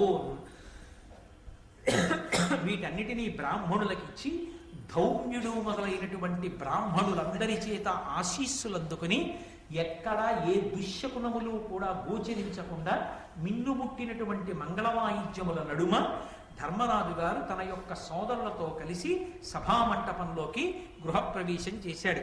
ఎంతో సంతోషంగా సభామంటప ప్రవేశం జరిగింది. ఈలోగా అకస్మాత్తుగా నారద మహర్షి వచ్చారు. ఎప్పుడైనా ఎక్కడైనా దేవకార్యం జరగాలి అంటే మహానుభావుడైనటువంటి నారదుడు రావాలి. నారద మహర్షి వచ్చినటువంటి ఘట్టాన్ని విన్నా, నారద మహర్షి యొక్క దర్శనం విన్నా, నారద మహర్షి యొక్క వైభవం విన్నా వెంటనే పరమేశ్వరుడు ప్రీతి చెందుతాడు. నేను ఉత్తినే అంటున్నానని మీరు అనుకోకండి. ఎందుచేత అంటే మనకి ఒక అక్కర్లేనటువంటి ఆలోచన ఒకటి ఉంటుంది, ఆయన కలహభోజనుడు అని. కాదు, కలహము అతిశయిల్లి తీరుతుంది ఎక్కడ? ధర్మాధర్మముల మధ్య జరుగుతుంది. ధర్మాధర్మముల మధ్య పరిపక్వమైన స్థితి వచ్చింది. ఇప్పుడు కలహం పుడితే అధర్మం నశించిపోతుందన్నప్పుడు నారదుడు వస్తూ ఉంటాడు. ఎప్పుడిప్పుడు ఇక ధర్మం పూర్తిగా సత్తాని పొందిందో, అధర్మాన్ని తొక్కగలదో, అప్పుడు నిప్పురవ్వ పైకి లేచేటట్టుగా చేసేవాడు నారద మహర్షి. అంటే ఆయన ధర్మ ప్రతిష్టాపన కొరకు కలహాన్ని అతిశయిల్ల చేస్తాడు తప్ప అదే పనిగా దెబ్బలాటలు పెట్టడం ఆయన కర్మ. అంతటి మహానుభావుడికి దేవర్షి అటువంటి నారదుడు నీరజమిత్రుడేల ధరణీగతుడయ్యడు నొక్కొయంచు విస్మేర మనస్కులై జనులు మెచ్చి నిజజ్జుతి చుచుచుండగా నారదుడెగుదించ గగనంబున నుండి సురేంద్ర మందిర స్థార విలాసహాసయగు పార్థు గృహంబునకున్ ప్రియంబునన్. ఆయన వస్తుంటేట ఆ ఇంద్రప్రస్థంలో ఉన్నటువంటి మనుష్యులందరూ ఆకాశం వంక చూసి అనుకున్నారట పైనుంచి కిందకి దిగుతున్నాడు నారదుడు. ఆయన ఆకాశ సంచారి, ఆయనకు ఆ శక్తి ఉంది. ఎవరు ఈ షట్చక్ర భేదనంలో మూలాధార చక్రాన్ని దాటుతారో వారు పృథివిని భేదించుకుని వెళ్ళిపోతారు. ఒక్కొక్క చక్రాన్ని దాటుతుంటే ఒక్కొక్క భూతం మీద అధికారం సిద్ధిస్తుంది. ఆయనకి లేని సిద్ధులే ఉన్నాయి, అందుకే ఆయన ఆకాశ సంచారం చేస్తారు. ఒకప్పుడు శంకర భగవత్పాదులు వచ్చారు మండల మిశ్రుడి ఇంటికి అలా యోగ మార్గంలో. అలా ఆకాశ మార్గంలో వస్తూ కిందకి దిగుతున్నాడే. ఎక్కడో వెడుతున్నప్పుడు కనపడడు, కిందకి దిగొస్తున్నప్పుడు చూశాడు. సామాన్యుల నోటి వెంట పలికించాడు నన్నయ్య గారు. నీరజమిత్రుడేల ధరణీగతుడయ్యడు నొక్కొయంచు. పద్మములకు మిత్రుడైనటువంటి సూర్య భగవానుడేమిట్రా ఆకాశంలోంచి దిగి భూమి మీదకు వస్తున్నాడని ఎక్కడ వాళ్ళు అక్కడ ఆగిపోయి అలా చూస్తున్నారు. అంటే సూర్యుడు అంటేనే తేజపుంజం, కాంతుల ముద్ద. అటువంటి కాంతుల ముద్ద కిందికి వచ్చేస్తోంది అనుకోండి, కంటిని ఆకర్షిస్తుంది. అందుకే జ్యోతి కంటిని ఆకర్షిస్తుంది. అన్ని కన్నులు అటువైపు చూస్తాయి. అంత పెద్ద తేజస్సుని చూస్తే మిగిలిన ఇంద్రియముల యొక్క శక్తి ఉడిగిపోతుంది. అంటే అంత తేజస్సుని చూస్తున్నారనుకోండి, ఇక చెవులకి పక్క మాటలు వినపడవు. ఎవరో వచ్చి ఇలా అన్నా ఇక చర్మం స్పర్శ తెలియదంటే మనసు పుచ్చుకోదు. ఇప్పుడు మనసు ఏ ఇంద్రియంతో ముడిపడిపోతుందంటే నయనేంద్రియంతో ముడిపడిపోతుంది. కన్ను చూస్తున్న దాంతో తాదాత్మ్యత చెందిపోయి మిగిలిన ఇంద్రియముల యొక్క వ్యాపారములను గ్రహించని స్థితికి మనసు వెళ్ళిపోతుంది. ఒక ఇంద్రియంతో తాదాత్మ్యత చెందేస్తుంది మనసు. అలా చెయ్యగలిగినది ఏది అంటే తేజస్సు. అదిగో ఆ తేజస్సు దిగుతోంది. అది మామూలు తేజస్సు కాదు. అది సూర్యుడే దిగి వచ్చేస్తున్నాడు అనుకోండి, లోకమంతా ఏమంటుంది? అయ్య బాబు అదేమిటి సూర్యుడు కిందకు వచ్చేస్తున్నాడు అలాగా, మన తేజస్సు వంక చూస్తూ అలా ఉండిపోతుంది, ఎలా దిగి వచ్చేస్తున్నాడు. అలాగట వాళ్ళందరూ అనుకున్నారట సూర్యుడు వచ్చేస్తున్నాడు కిందకి. అదేమిటి ఆకాశం నుంచి భూమి మీదకి దిగుతున్నాడు సూర్య భగవానుడు. నీరజమిత్రుడేల ధరణీగతుడయ్యడు నొక్కొయంచు విస్మేర మనస్కులై జనులు మెచ్చి నిజజ్యుతి చూచుతుండగా. ఆయన నిజజ్యుతి, కాంతి. అందుకే శరీరమునకు ఉండేటటువంటి సౌష్ఠవము తరిగిపోతుంది. శరీరమునకు ఉండేటటువంటి బలం అన్ని కాలముల యందు ఒక్కలా ఉండదు. శాస్త్రమే చెప్పేసింది ఆ మాట. విపరిణీయతే, సంధిబంధములు సడలిపోతాయి. ఒకనాడు ఉన్న బలం ఇంకొక నాడు ఉండదు. ఒకనాడు 3 గంటలు చక్కగా ఆసనం వేసి కూర్చుని ఉపన్యాసం చెప్పిన వాడు రోజు కుర్చీలో కూర్చుని చెప్పవలసి వస్తుంది. బెంగ పెట్టేసుకోక్కర్లేదు. అది శరీరానికి ధర్మం. అది చెప్పగలుగుతున్నావా లేదా? ఈశ్వరవాక్కు చెప్పి తరించిపో, అంతవరకే. కాబట్టి శరీరం అనేటటువంటిది నలుగురు పడిపోతుంది. అది దాని ధర్మం. 50 ఏళ్ళు వచ్చి 60 ఏళ్ళు వచ్చి కూడా 30 ఏళ్ళల్లో ఉండమంటే ఎక్కడ ఉంటుంది? ఉండదు. దాని శక్తి క్షీణించిపోతుంది. కాబట్టి శక్తి శరీరానికి క్షీణిస్తుంది, ద్యుతి పెరుగుతుంది. ద్యుతి అంటే కాంతి.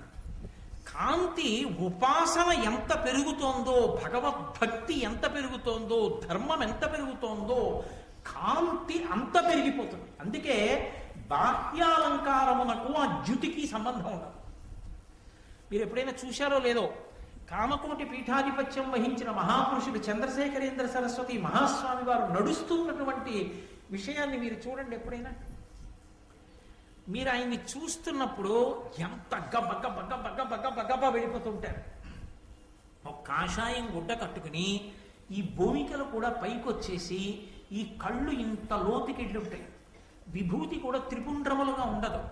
ఇలా పెద్ద ముద్ద పెట్టేసుకుని ఇంత బొట్టు పెట్టేసుకుని ఒక్కొక్కసారి మారేడు దళాల దండ తలకి చుట్టేసుకుని ఆ బట్ట ఇంత పైకెత్తి పట్టుకుంటే చంటి పిల్లల మోకాళ్ళు ముసలి వాళ్ళ మోకాళ్ళల్లా ఎలా ఉంటాయో అలా ముడతలు పడిపోయిన మోకాళ్ళతోటి సన్నని కాళ్ళు, ఇంతంత పెద్ద పెద్ద పాదాలు తమలపాకుల్లో ఒడిలిపోయి ఆ సత్యదండం పట్టుకుని కమండలం పట్టుకుని ఆయన నడిచి వెళ్ళిపోతుంటే అంత వేగంగా ఏ అందం ఉందని మీరు ఆయన అలా చూడగలరు. కానీ మీరు పసిపిల్లలకి చూపించండి, అలా ఉండిపోతారు. ఆ కాంతి ఆయన ఒక వీడియోలో ఒక దృశ్యంగా చూస్తున్నప్పుడు నడుస్తుంటేనే ఆకర్షిస్తే, ఆయన బయట నడిచినప్పుడు ఎలా ఉండి ఉంటుంది 90 ఏళ్ల వయస్సులో కూడా.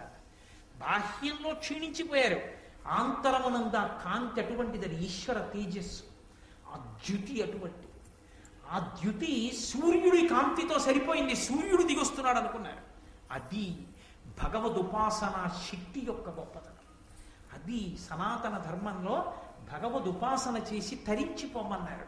కాబట్టి విస్మీర మనస్కులై జనులు మెచ్చి నిజజ్యుతి చూచుచుండగా నారదుడి గుదించ గగనంబున నుండి సురేంద్ర మందిర స్ఫార విలాస హాసయగు పార్థు గృహంబునకున్ ప్రియంబునన్. దేవేంద్రుడి యొక్క మందిరాన్ని కూడా తృణీకరించగలిగినటువంటి, హాస్యాస్పదం చేయగలిగినటువంటి అంత వైభవంతో కూడుకున్న ఆ మయసభని చూడడానికి నారదుడు పైనుంచి కిందకి దిగొచ్చాడు. నారదుడు చూడటానికి వచ్చాడు. నాకు ఒక్కటి చెప్పండి, నారదుడికి వైసభని చూడవలసిన అవసరం ఏంటి? ఆయనకి ఏమైనా ఉందా అవసరం? ఆయనకి ఏం లేదు. ఆయనకి ఎందుకు? దానికి మణులు తాపడం చేస్తే ఆయనకి ఎందుకు? మాణిక్యాలు తాపడం చేస్తే ఆయనకి కావలసింది ఒక్కటే, శ్రీ మహావిష్ణువు నారాయణ శబ్దం. నారాయణుడు అంతటా ఉన్నాడు. ఎక్కడ ఏ దేవి యందు ఏ ప్రకాశవంతమైన లక్షణమున్నా ఆ ప్రకాశవంతమైన విభూతి ఎందు ఆయనకి నారాయణుడు గోచరిస్తాడు. అయినప్పుడు ఆయనకి మయసభ బాహ్యమునందు అందమైనదని చూడ్డానికి వచ్చిన వాడు కాడు. ఈశ్వరుని యొక్క తలంపు నెరవేరడానికి ఏదో కారణానికి కిందకి దిగొచ్చాడు. ఆయన రావడమే భారతాన్ని బలుపు తిప్పుతుంది అని గుర్తు. లేకుండా ఆయన రాడు. అంతటి జ్యుతిమంతుడు మయసభని చూడ్డానికి రావడం ఏమిటి? కాబట్టి ఇప్పుడు ఆయన దిగొచ్చాడు. ఎవరు పరుగు పరుగున పెడతారు? ఆయనే వెళ్ళి అడుగుతాడు, ఆయా లోపలికి ఎడతానండి ఒకసారి చూస్తానండి. మహానుభావుడైన నారద మహర్షి వచ్చాడంటే ధర్మం తెలిసిన ధర్మరాజు గారు తమ్ముళ్లతో ద్రౌపదీదేవితో పరిగెత్తురాడు. కాబట్టి పరుగు పరుగున వచ్చాడు. నారద మహర్షికి అర్ఘ్యపాద్యాదులు ఇచ్చాడు. ఆయన్ని సేవించాడు. మయసభని చూద్దురు గాని రెండన్నాడు. లోపలికి తీసుకెళ్ళాడు. ఇక మయసభని చూపించాలి. వాళ్ళిద్దరూ కూర్చుని మాట్లాడుకోవాలి. ఇది మీరు మహాభారతాన్ని వినడము అంటే దానికోసం వినాలి.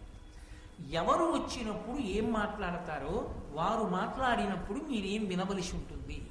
దీనికి మానసికంగా ఎవడు సిద్ధపడతాడో వాడే శిష్యుడిగా పాత్రత ఉన్నవాడు. గురువుగారు వచ్చారు. గురువుగారు దేని గురించి మాట్లాడతారు? గురువుగారు భగవత్ సంబంధం గురించి మాట్లాడతారు. ఆయన నీ ఇంటికి వచ్చి మాట్లాడుతున్నప్పుడు ఏదో నీ ఇంటికి అవసరమైన విషయం ఏదో ప్రస్తావిస్తాడు. దానికోసం నువ్వు ఎదురు చూడాలి. అంతేకాని ఆయన దృష్టిపథం చెదిరిపోయేటట్టుగా వీడికి చెప్తే మాత్రం తలకెక్కుతుందా ఆయన అని ఆయన లేచి వెళ్ళిపోయేటట్టుగా నువ్వు మాట్లాడడం మొదలెడితే నీకు ఏది అవసరమో, నీ కీర్తికి ఏది కారణమో, నువ్వు ఎలా ఉండాలో, ఎప్పుడు ఏది తెలియాలో అది ఉదారుడై నీకు చెప్పేవాడు గురువు. నారదుడు వచ్చి ధర్మరాజు గారి దగ్గర కూర్చున్నాడు. ధర్మరాజు గారు కూర్చున్నారు. ఒక్క మాట ధర్మరాజు గారు మాట్లాడలేదు. అయ్యా కులాసాగా ఉన్నారా? ఈ మధ్యనే మయసభ కట్టామండి అంటే మేమేం అడగలేదండి. మయుడు వచ్చి అడిగాడండి. మయుడిని మా తమ్ముడు రక్షించాడులేండి. ఈ కథంతా ధర్మరాజు గారు ఏమీ చెప్పలేదు. ఎందుకు చెప్పలేదు?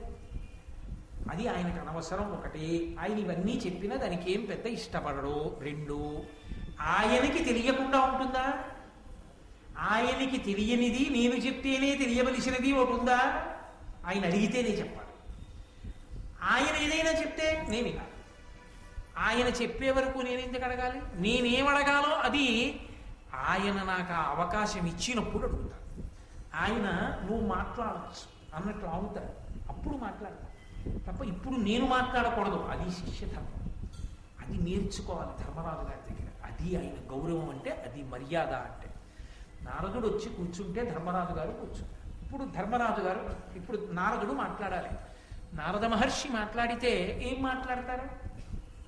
ఇప్పుడు మయసభ కట్టారట అని మొదలు పెడతారా? మొదలు పెట్టరు. అప్పటికి ధర్మరాజు గారికి ఏది చెప్పాలో అది చెప్తారు. అప్పటికి ధర్మరాజు గారికి ఏం చెప్పాలి? అర్ధరాజ్యం పంచుకుని రాజుగా కూర్చున్నాడు. అప్పుడే కొత్తగా రాచరికం స్వీకరించాడు. ధార్మికమైనటువంటి పరిపాలన ఎలా ఉండాలో చెప్పాలి గురువుగారు వచ్చినందుకు కదా. భూపసభాంతరాళమున పుష్కళమత్యదురత్వ మాజి మహాపటు శక్తియున్ యశమునందనురక్తియు ప్రకృతి సిద్ధగుడంబులు సచనాళి అంటాడు భర్తృహరి. ఎప్పుడు ఎక్కడ ఏది మాట్లాడాలో అది మాట్లాడాలి. అంతేకాని ఒక చోటుకి వెళ్ళి అక్కర్లేని ఇంకొక విషయం మాట్లాడకూడదు. కాబట్టి ఆయన ఏది మాట్లాడుతాడు అని నారదుడు ధర్మరాజు ఎదురు చూస్తున్నాడు. చెప్తున్నారు నారద మహర్షి, ధర్మవిదుండవై. అది ఆయన మొదటి మాట. ధర్మం అదే కదండి. సమస్త వాంగ్మయాన్ని పిండేస్తే రెండే అక్షరాలు ధర్మం. ఆ ధర్మము కొరకే సమస్తం. అది పక్కన పెడితే మిగిలిందంతా అనవసరం, లొల్లి. ఆ ధర్మాన్ని వదిలిపెట్టి నువ్వేం చెప్దామనుకున్నా అనవసరమే. ఆ ధర్మం చెప్తావా చాలు. ఏకశబ్ద సమ్యజ్ఞాత సృష్టప్రయుక్త స్వర్గే లోకే కామదుర్భవతి. ఒక్క మాట వినడానికి చాలు, ఒక్క మాట ఆచరించడానికి చాలు, తరించిపోతాం. ధర్మవిదుండవై ధర్మార్థ కామంబు లొండుంటి బాధింపకుండా ఉచిత కాల విభక్తములుగా లీల సేవించితే. ఎంత పెద్ద ప్రశ్న అడిగాడో చూడండి. ఏమయ్యా పురుషార్థములని ఉన్నాయి కదా 4, మోక్షం అలా అట్టిపెట్టు. ధర్మ అర్థ కామములు దేశము కాలము అన్న రెండిటి యందు ఒకదానినొకటి బాధింపకుండా అనుభవిస్తున్నావా అని అడిగాడు. అంటాడా ధర్మరాజు? ఈ ప్రశ్నకి ధర్మరాజు జవాబు ఏమిటి అన్నదాన్ని బట్టి తర్వాత మాటలు చెప్పాలి. అంటే ఇంకోలా మాట్లాడాలి. బుద్ధి గడ్డి తిందా అని అడగాలి. ఇహ సంతో నవాసంతి సతోవా నానువర్తసే తథా హి విపరీతాతే బుద్ధిరాచారవర్జిత అని అడిగింది సీతమ్మ. అలా అడగవలసి ఉంటుంది. లేదు తలిలా ఊపితే ఇంకొకలా మాట్లాడవలసి ఉంటుంది. దేశము కాలము దృష్టిలో పెట్టుకొని ధర్మ అర్థ కామములు ఒకదానినొకటి బాధింపకుండా సమన్వయం చేసుకోవడం అలవాటైందా అని అడిగాడు. దేశకాలములను బట్టి అంటే ఒక దేశమునందు ఒక కాలమునందు ధర్మము ఒకటి ఉంటుంది, ఒక దేశమునందు ఒక కాలమునందు ధర్మము ఒకటి ఉంటుంది, ఇంకొకప్పుడు ఇంకొకటి ఉంటుంది. నేను మీకు ఒక ఉదాహరణ చెప్పాలంటే బ్రహ్మముహూర్తం అయిందనుకోండి, తెల్లవారుసనం అయింది. ఆ దేశమునందు ఎక్కడైనా సరే, నువ్వు ఎక్కడ ఉన్నా సరే, ఆ కాలమునందు ధర్మం ఒక్కటే, ఈశ్వరారాధనమే. భగవంతుణ్ణి ఆరాధించాలి బ్రహ్మముహూర్తంలో. మధ్యాహ్నం అయింది, అర్థమును సంపాదించాలి, డబ్బు సంపాదించాలి.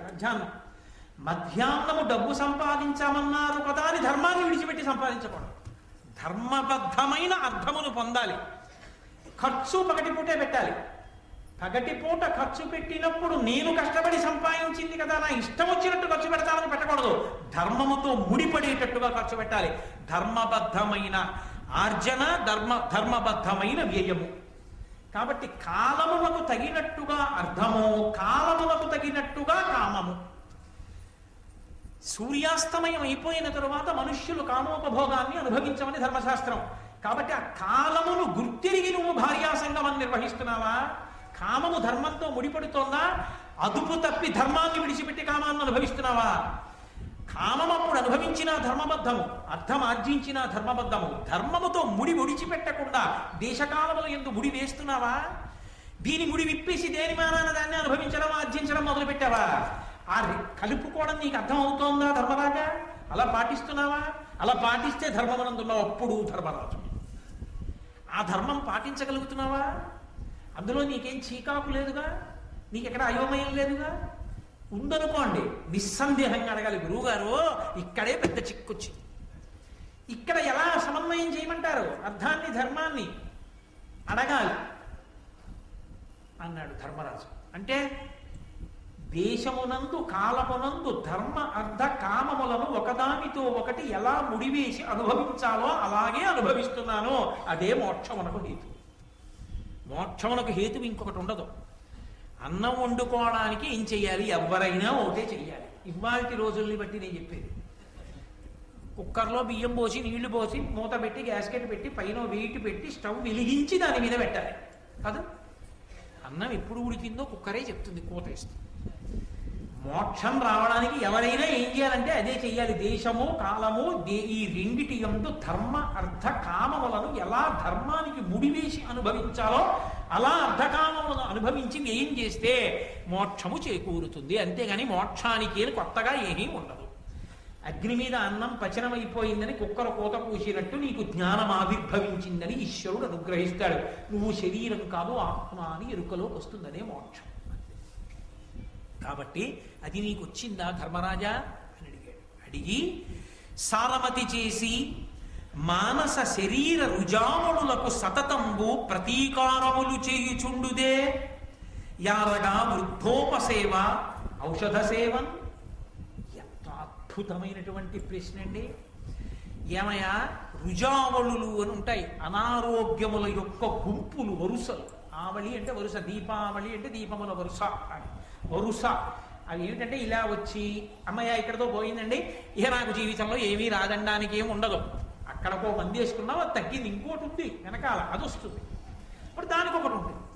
కొలెస్ట్రాల్ ఎక్కువైంది, దానికి ఒకటి ఉంటుంది. మోకాళ్ళ నొప్పి వచ్చింది, దానికి ఒకటి ఉంటుంది. షుగర్ వచ్చింది, దానికి ఒకటి ఉంటుంది. బీపీ వస్తే దానికి ఒకటి ఉంటుంది. ఒక్కొక్కటి వస్తుంది, రుజావళులు వస్తుంటాయి. అలా భయపడిపోయి హడిలిపోకుండా ఉండాలి.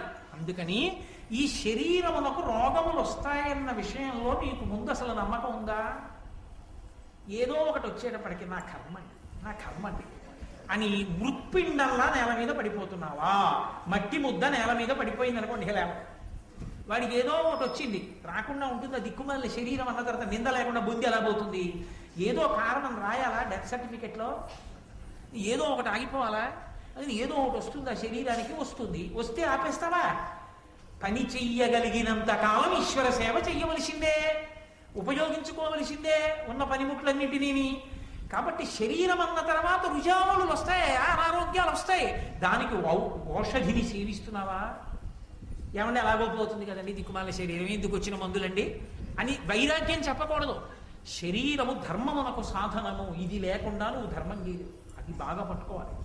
ఇది పడిపోయిందనుకోండి, ఇక ధర్మం లేదు. ధర్మం చేయడానికి ఇది సాధనం, పనిముట్టు. ఇది ఉంటే కదూ స్నానం, ఇది ఉంటే కదూ సంధ్యావందనం, ఇది ఉంటే కదూ ప్రవచనం. ఇది పడిపోతే ఏం చేస్తావు? మళ్ళీ వస్తుందని ఏమి నమ్మకం. అందుకని దీన్ని నిలబెట్టే ప్రయత్నం చెయ్యాలి ఎప్పుడు జ్ఞానం వచ్చేవారు. ఆ తర్వాత ప్రారంభంగా శరీరాన్ని చూడడం వేరు. నటించకూడదు జ్ఞానివైనట్టు. అనంత తాను జ్ఞానివి కావాలి ఈశ్వర కృపతో. అప్పటి వరకు పరిశ్రమ. శరీరము వ్యాధిగ్రస్తమైంది, భయపడకు. ఔషధిని ఇవ్వడానికి ఈశ్వరుడే ఈ భూమి మీద తిరుగుతున్నాడు వైద్యుడి రూపంలో. ప్రథమో దైవ్యోభిషకు అంది యజుర్వేదం. పరమశివుడే వైద్యుడి రూపంలో తిరుగుతున్నాడు. నీ ఊళ్ళో అన్నీ నీకు తెలుసు, నీలో ఉన్నది నీకు తెలియదు, ఆయనకి తెలుసు. ఆయన చూసి ఏమీ బెంగపెట్టుకోకండి, ఇదో మాత్రం వేసుకోండి, రోజు చక్కగా ఉంటారన్నాడు. కాబట్టి ఈశ్వరుడే నీ పాపాన్ని అనుభవించచేయడానికి రోగం పెట్టాడు. ఇప్పుడు భక్తిగా ఉన్నావు కాబట్టి ఆయన రూపంలో ఆయనకి కనిపెట్టేటటువంటి శక్తినిచ్చి విరగ్గొట్టడానికి ఔషధినిచ్చాడు. పాపాన్ని దానికి ఖర్చు పెట్టిన డబ్బులో పోగొట్టాడు. కాబట్టి శరీరమునకు వచ్చేటటువంటి రుగ్మతలకు లొంగిపోకుండా ఔషధములను సేవిస్తూ తగ్గించుకుంటున్నావా? శరీరమును నిలబెట్టుకోవాలి, ఇది ధర్మమునకు సాధనమన్న పూనికతో ఉన్నావా? రెండవది ఒకటి ఉంది, అది దీనికన్నా శక్తివంతం, అది మనస్సు. ఇది ఎంత బలంగా ఉండనివ్వండి, ఎంత ఆరోగ్యంగా ఉండనివ్వండి, ఒక్కొక్కడికి మనసుకి పిరిగితనం. పిడరాయిలా ఉన్నాడు కానీ ఏమంటే గుళ్ళోకి వెళ్ళొద్దాం వస్తారా వైకుంఠ ఏకాదశి, ఏమో ఏమైనా తనువు పడిపోతే లేనిపోయిన కూడా ఎందుకు వచ్చింది ఇద్దరు అంటాడు. మనసు పిరికిది, ఆయన ఎక్కడికి వెళ్ళడు, దేనికి పనికిరాడు. ఎందుచేత అంటే మనసు వైక్లభ్యాన్ని పొందింది, మనసు బలహీనపడిపోయింది, దానికి జవం లేదు.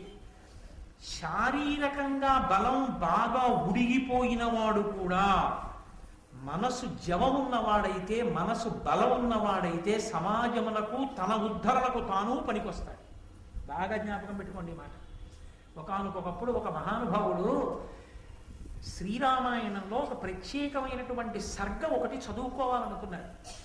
ఆయనకి ఎంత బలహీన పడిపోయిందంటే ఆయన శరీరం ఈ కన్ను రెప్ప తనంత తాను పైకి లేవదు, అలా పడిపోయింది. ఇలా పైకి లేచి నిలబడదు ఆయనకి చదువుకోవాలనిపించింది, వినడం కాదు, చదువుకోవాలి.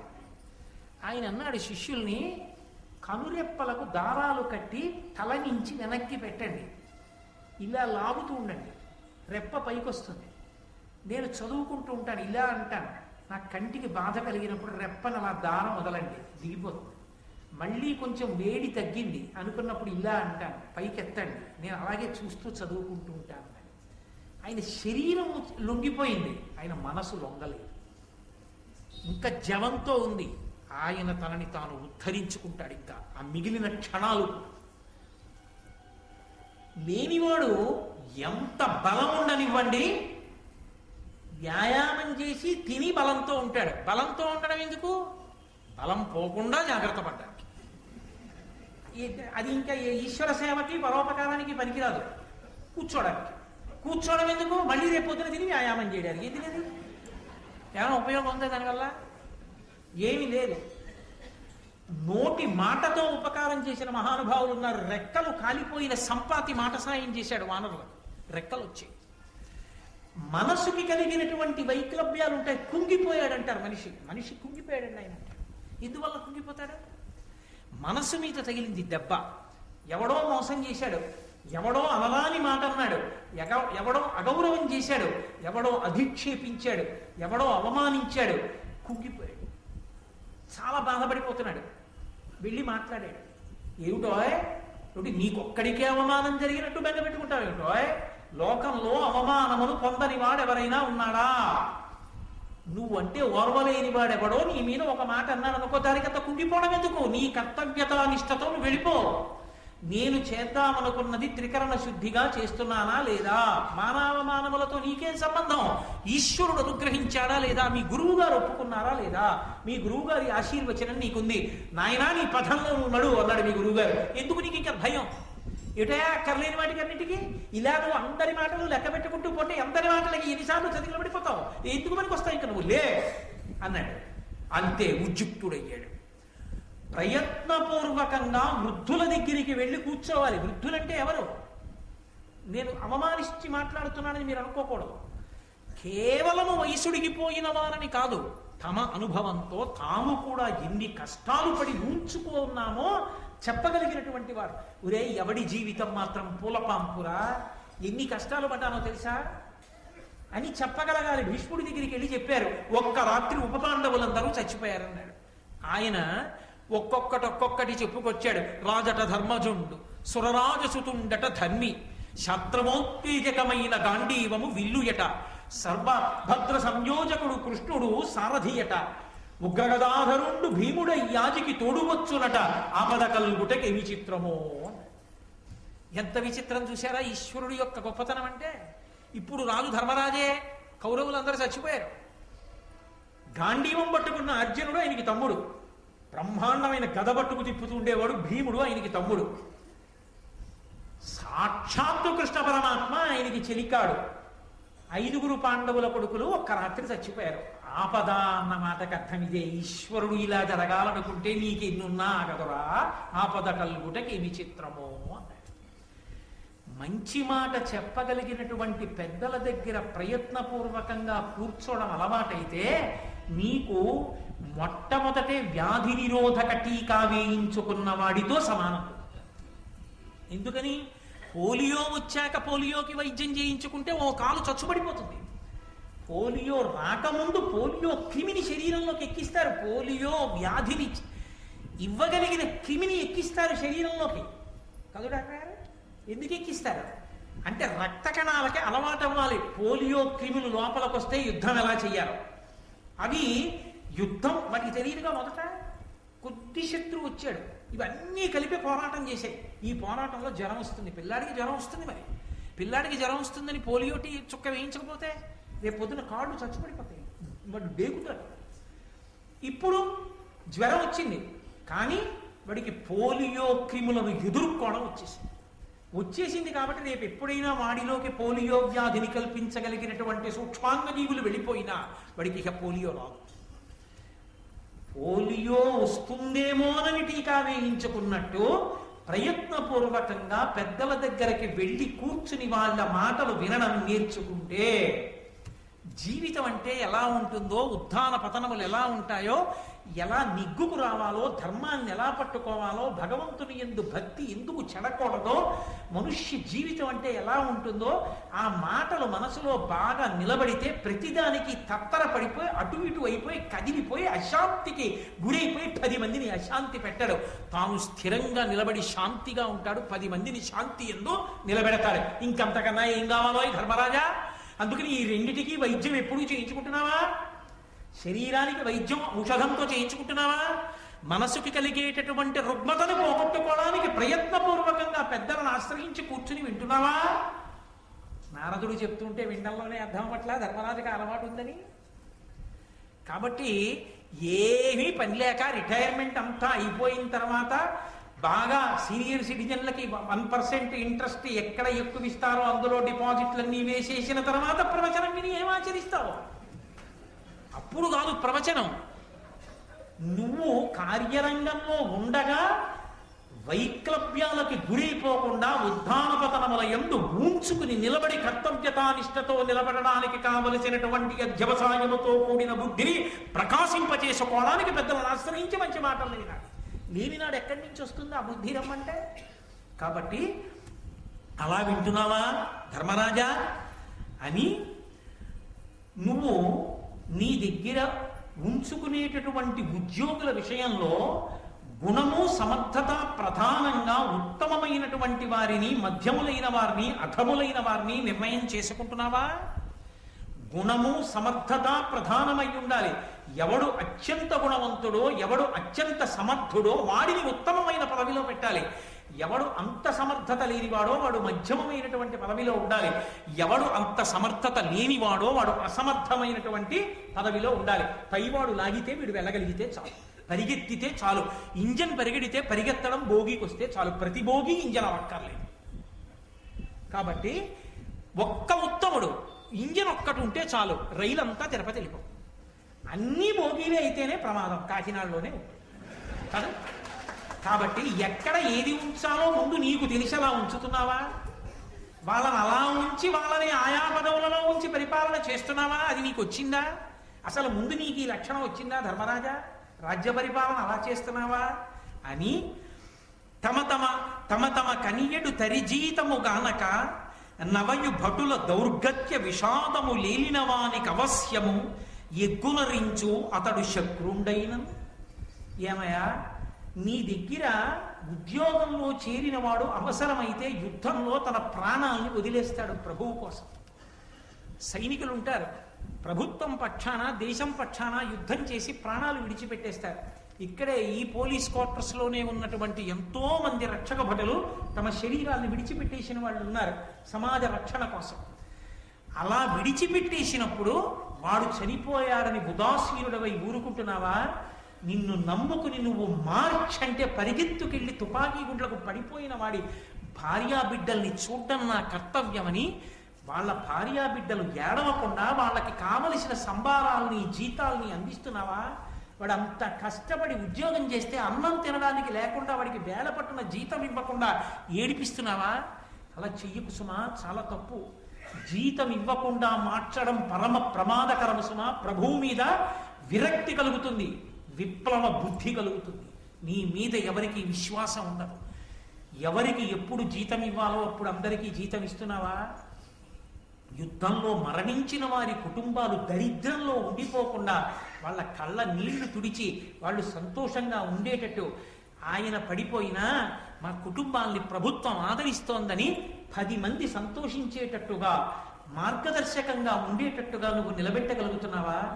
అలా నీ దగ్గర పనిచేసే ఉద్యోగుల యొక్క యోగక్షేమములను నువ్వు చూడగలుగుతున్నావా?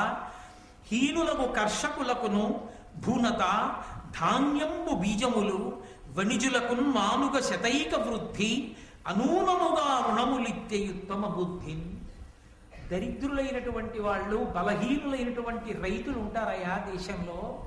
ఆ రైతుకి భూ కమతం ఉంటుంది, నాగలుంటుంది, ఎద్దులు ఉంటాయి, కానీ అతనికి మళ్ళీ తెచ్చి అక్కడ పంట పండించడానికి వేయవలసినటువంటి ధాన్యపు గింజలు కూడా విత్తనాలుగా దొరకవు. ఎందుకంటే ఉన్న కమతమా చిన్నది, ఆ కమతం మీద వచ్చిన గింజల తన భోజనానికి సరిపోతున్నాయి. మళ్ళీ తొలకరి పడే వేటికి విత్తనాలు వేద్దామంటే కాసిని గింజలు దాచుకోవడానికి కూడా సమర్థుడు కాడు. అందరూ డబ్బెట్టే కొనాలనకుండా ఈ గింజలు వేస్తే తప్ప వాడు బ్రతకలేడు. కాబట్టి అటువంటి వాళ్ళెవరో నువ్వు కనిపెట్టి వాళ్ళకి ఉచితంగా విత్తనాలు ఇస్తున్నావా? విత్తనాలు ఒక్కటి ఉచితంగా ఇవ్వి. తినడానికి కావలసిన పంట వాడు తెచ్చుకుంటాడు. వాడికి పెట్టడం నువ్వు అలవాటు చేయకు. వాడికి విత్తనాలి, కష్టపడడాన్ని మాత్రం పక్కకి తీసి, వాడు కష్టపడి వాడిని బతకని. వాడికి కష్టపడడానికి ఎక్కడ ఏది ప్రాథమికంగా తక్కువ అది నువ్వు అందించు. అలా విత్తనాలు ఇస్తున్నావా? ఆ రోజుల్లో మాట్లాడేటండి మహానుభావుడు నారదుడు. రాజ్య పరిపాలన అంటే సంఘ సంక్షేమము అంటే, సంక్షేమ ప్రభుత్వము అంటే ఎలా ఉండాలో, ఎటువంటి నియామకాలు ఉండాలో, ప్రభువు ఎంత సమర్థుడై ఉండాలో నారద మహర్షి ఆ రోజున ధర్మరాజు గారికి చెప్పాడు. విన్నాడు ధర్మరాజు. కాబట్టి వర్తకులు ఉంటారు, మరికి 100కి 1 రూపాయి వడ్డీకే అప్పులు ఇస్తున్నావా అని అడిగాడు. ఎవరికి ఇవ్వాలంటే 100కి 1 రూపాయి వడ్డీకి? వర్తకులకు ఇమ్మన్నారు. ఎందుకని? ఊరు తదస్య ద్వైస్య. పైన శరీరం ఎంత బలిష్టమైనదైనా అయి ఉండొచ్చు, కింద కాళ్ళు ఎంత అందంగానైనా ఉండొచ్చు.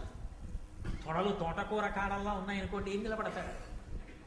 తొడలు బలంగా ఉండాలి. తొడలు బలంగా ఉంటే ఈ కింద వాటి మీద ఈ పైదాన్ని నిలబెట్టి గమనం ఉంటుంది, కదులుతుంది.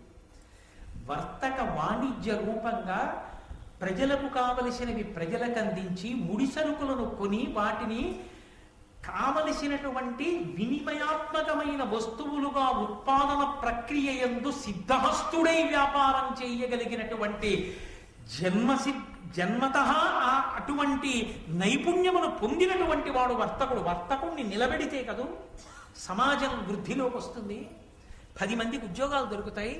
అందుకని అటువంటి వారిని వృద్ధిలోకి తేవడానికి 100 రూపాయి వడ్డీకి అప్పులు ఇస్తున్నావా? అది ఆనాటి మార్గదర్శనం. సమాజ పరిపుష్టిని కాంక్షించి మాట్లాడారు.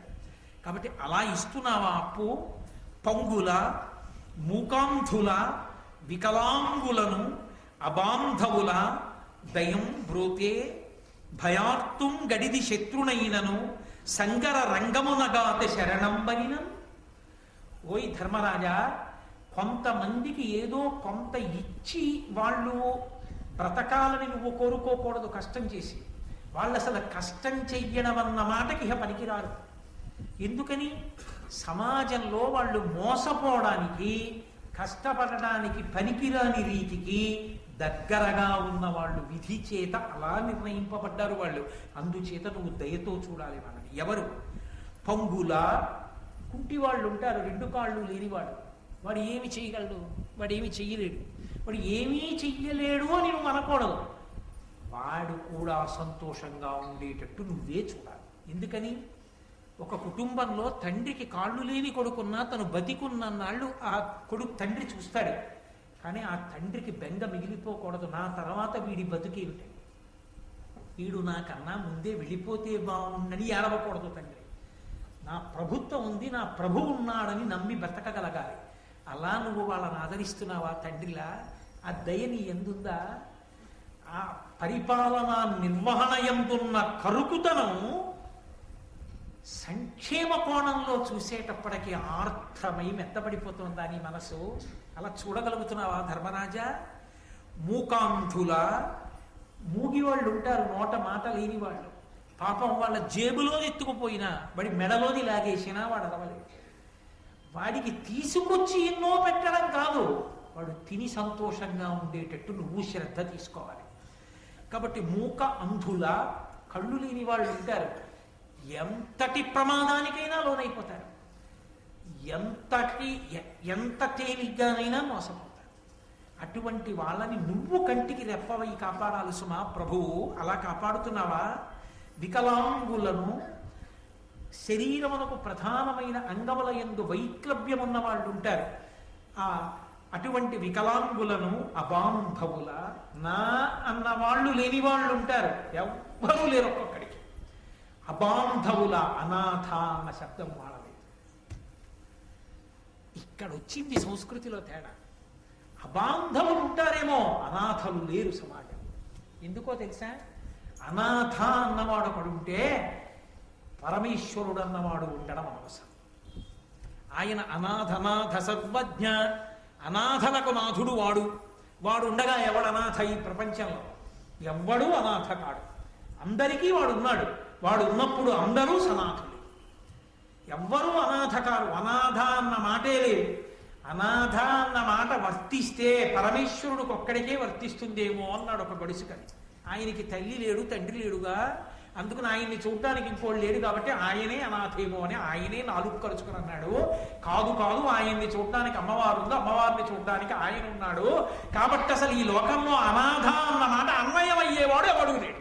ఆ మాట ఎందుకు వచ్చిందో అర్థం కాలేదన్నాడు. అంటే ఎవడో పనికి మాలిన వాడైతే ఆ మాట పెట్టాలి, బుద్ధున్న వాడెవడో ఆ మాట వాడకూడదని దాని అర్థం. అబాంధవులు ఉంటారు తప్ప అనాథలు ఉండరు.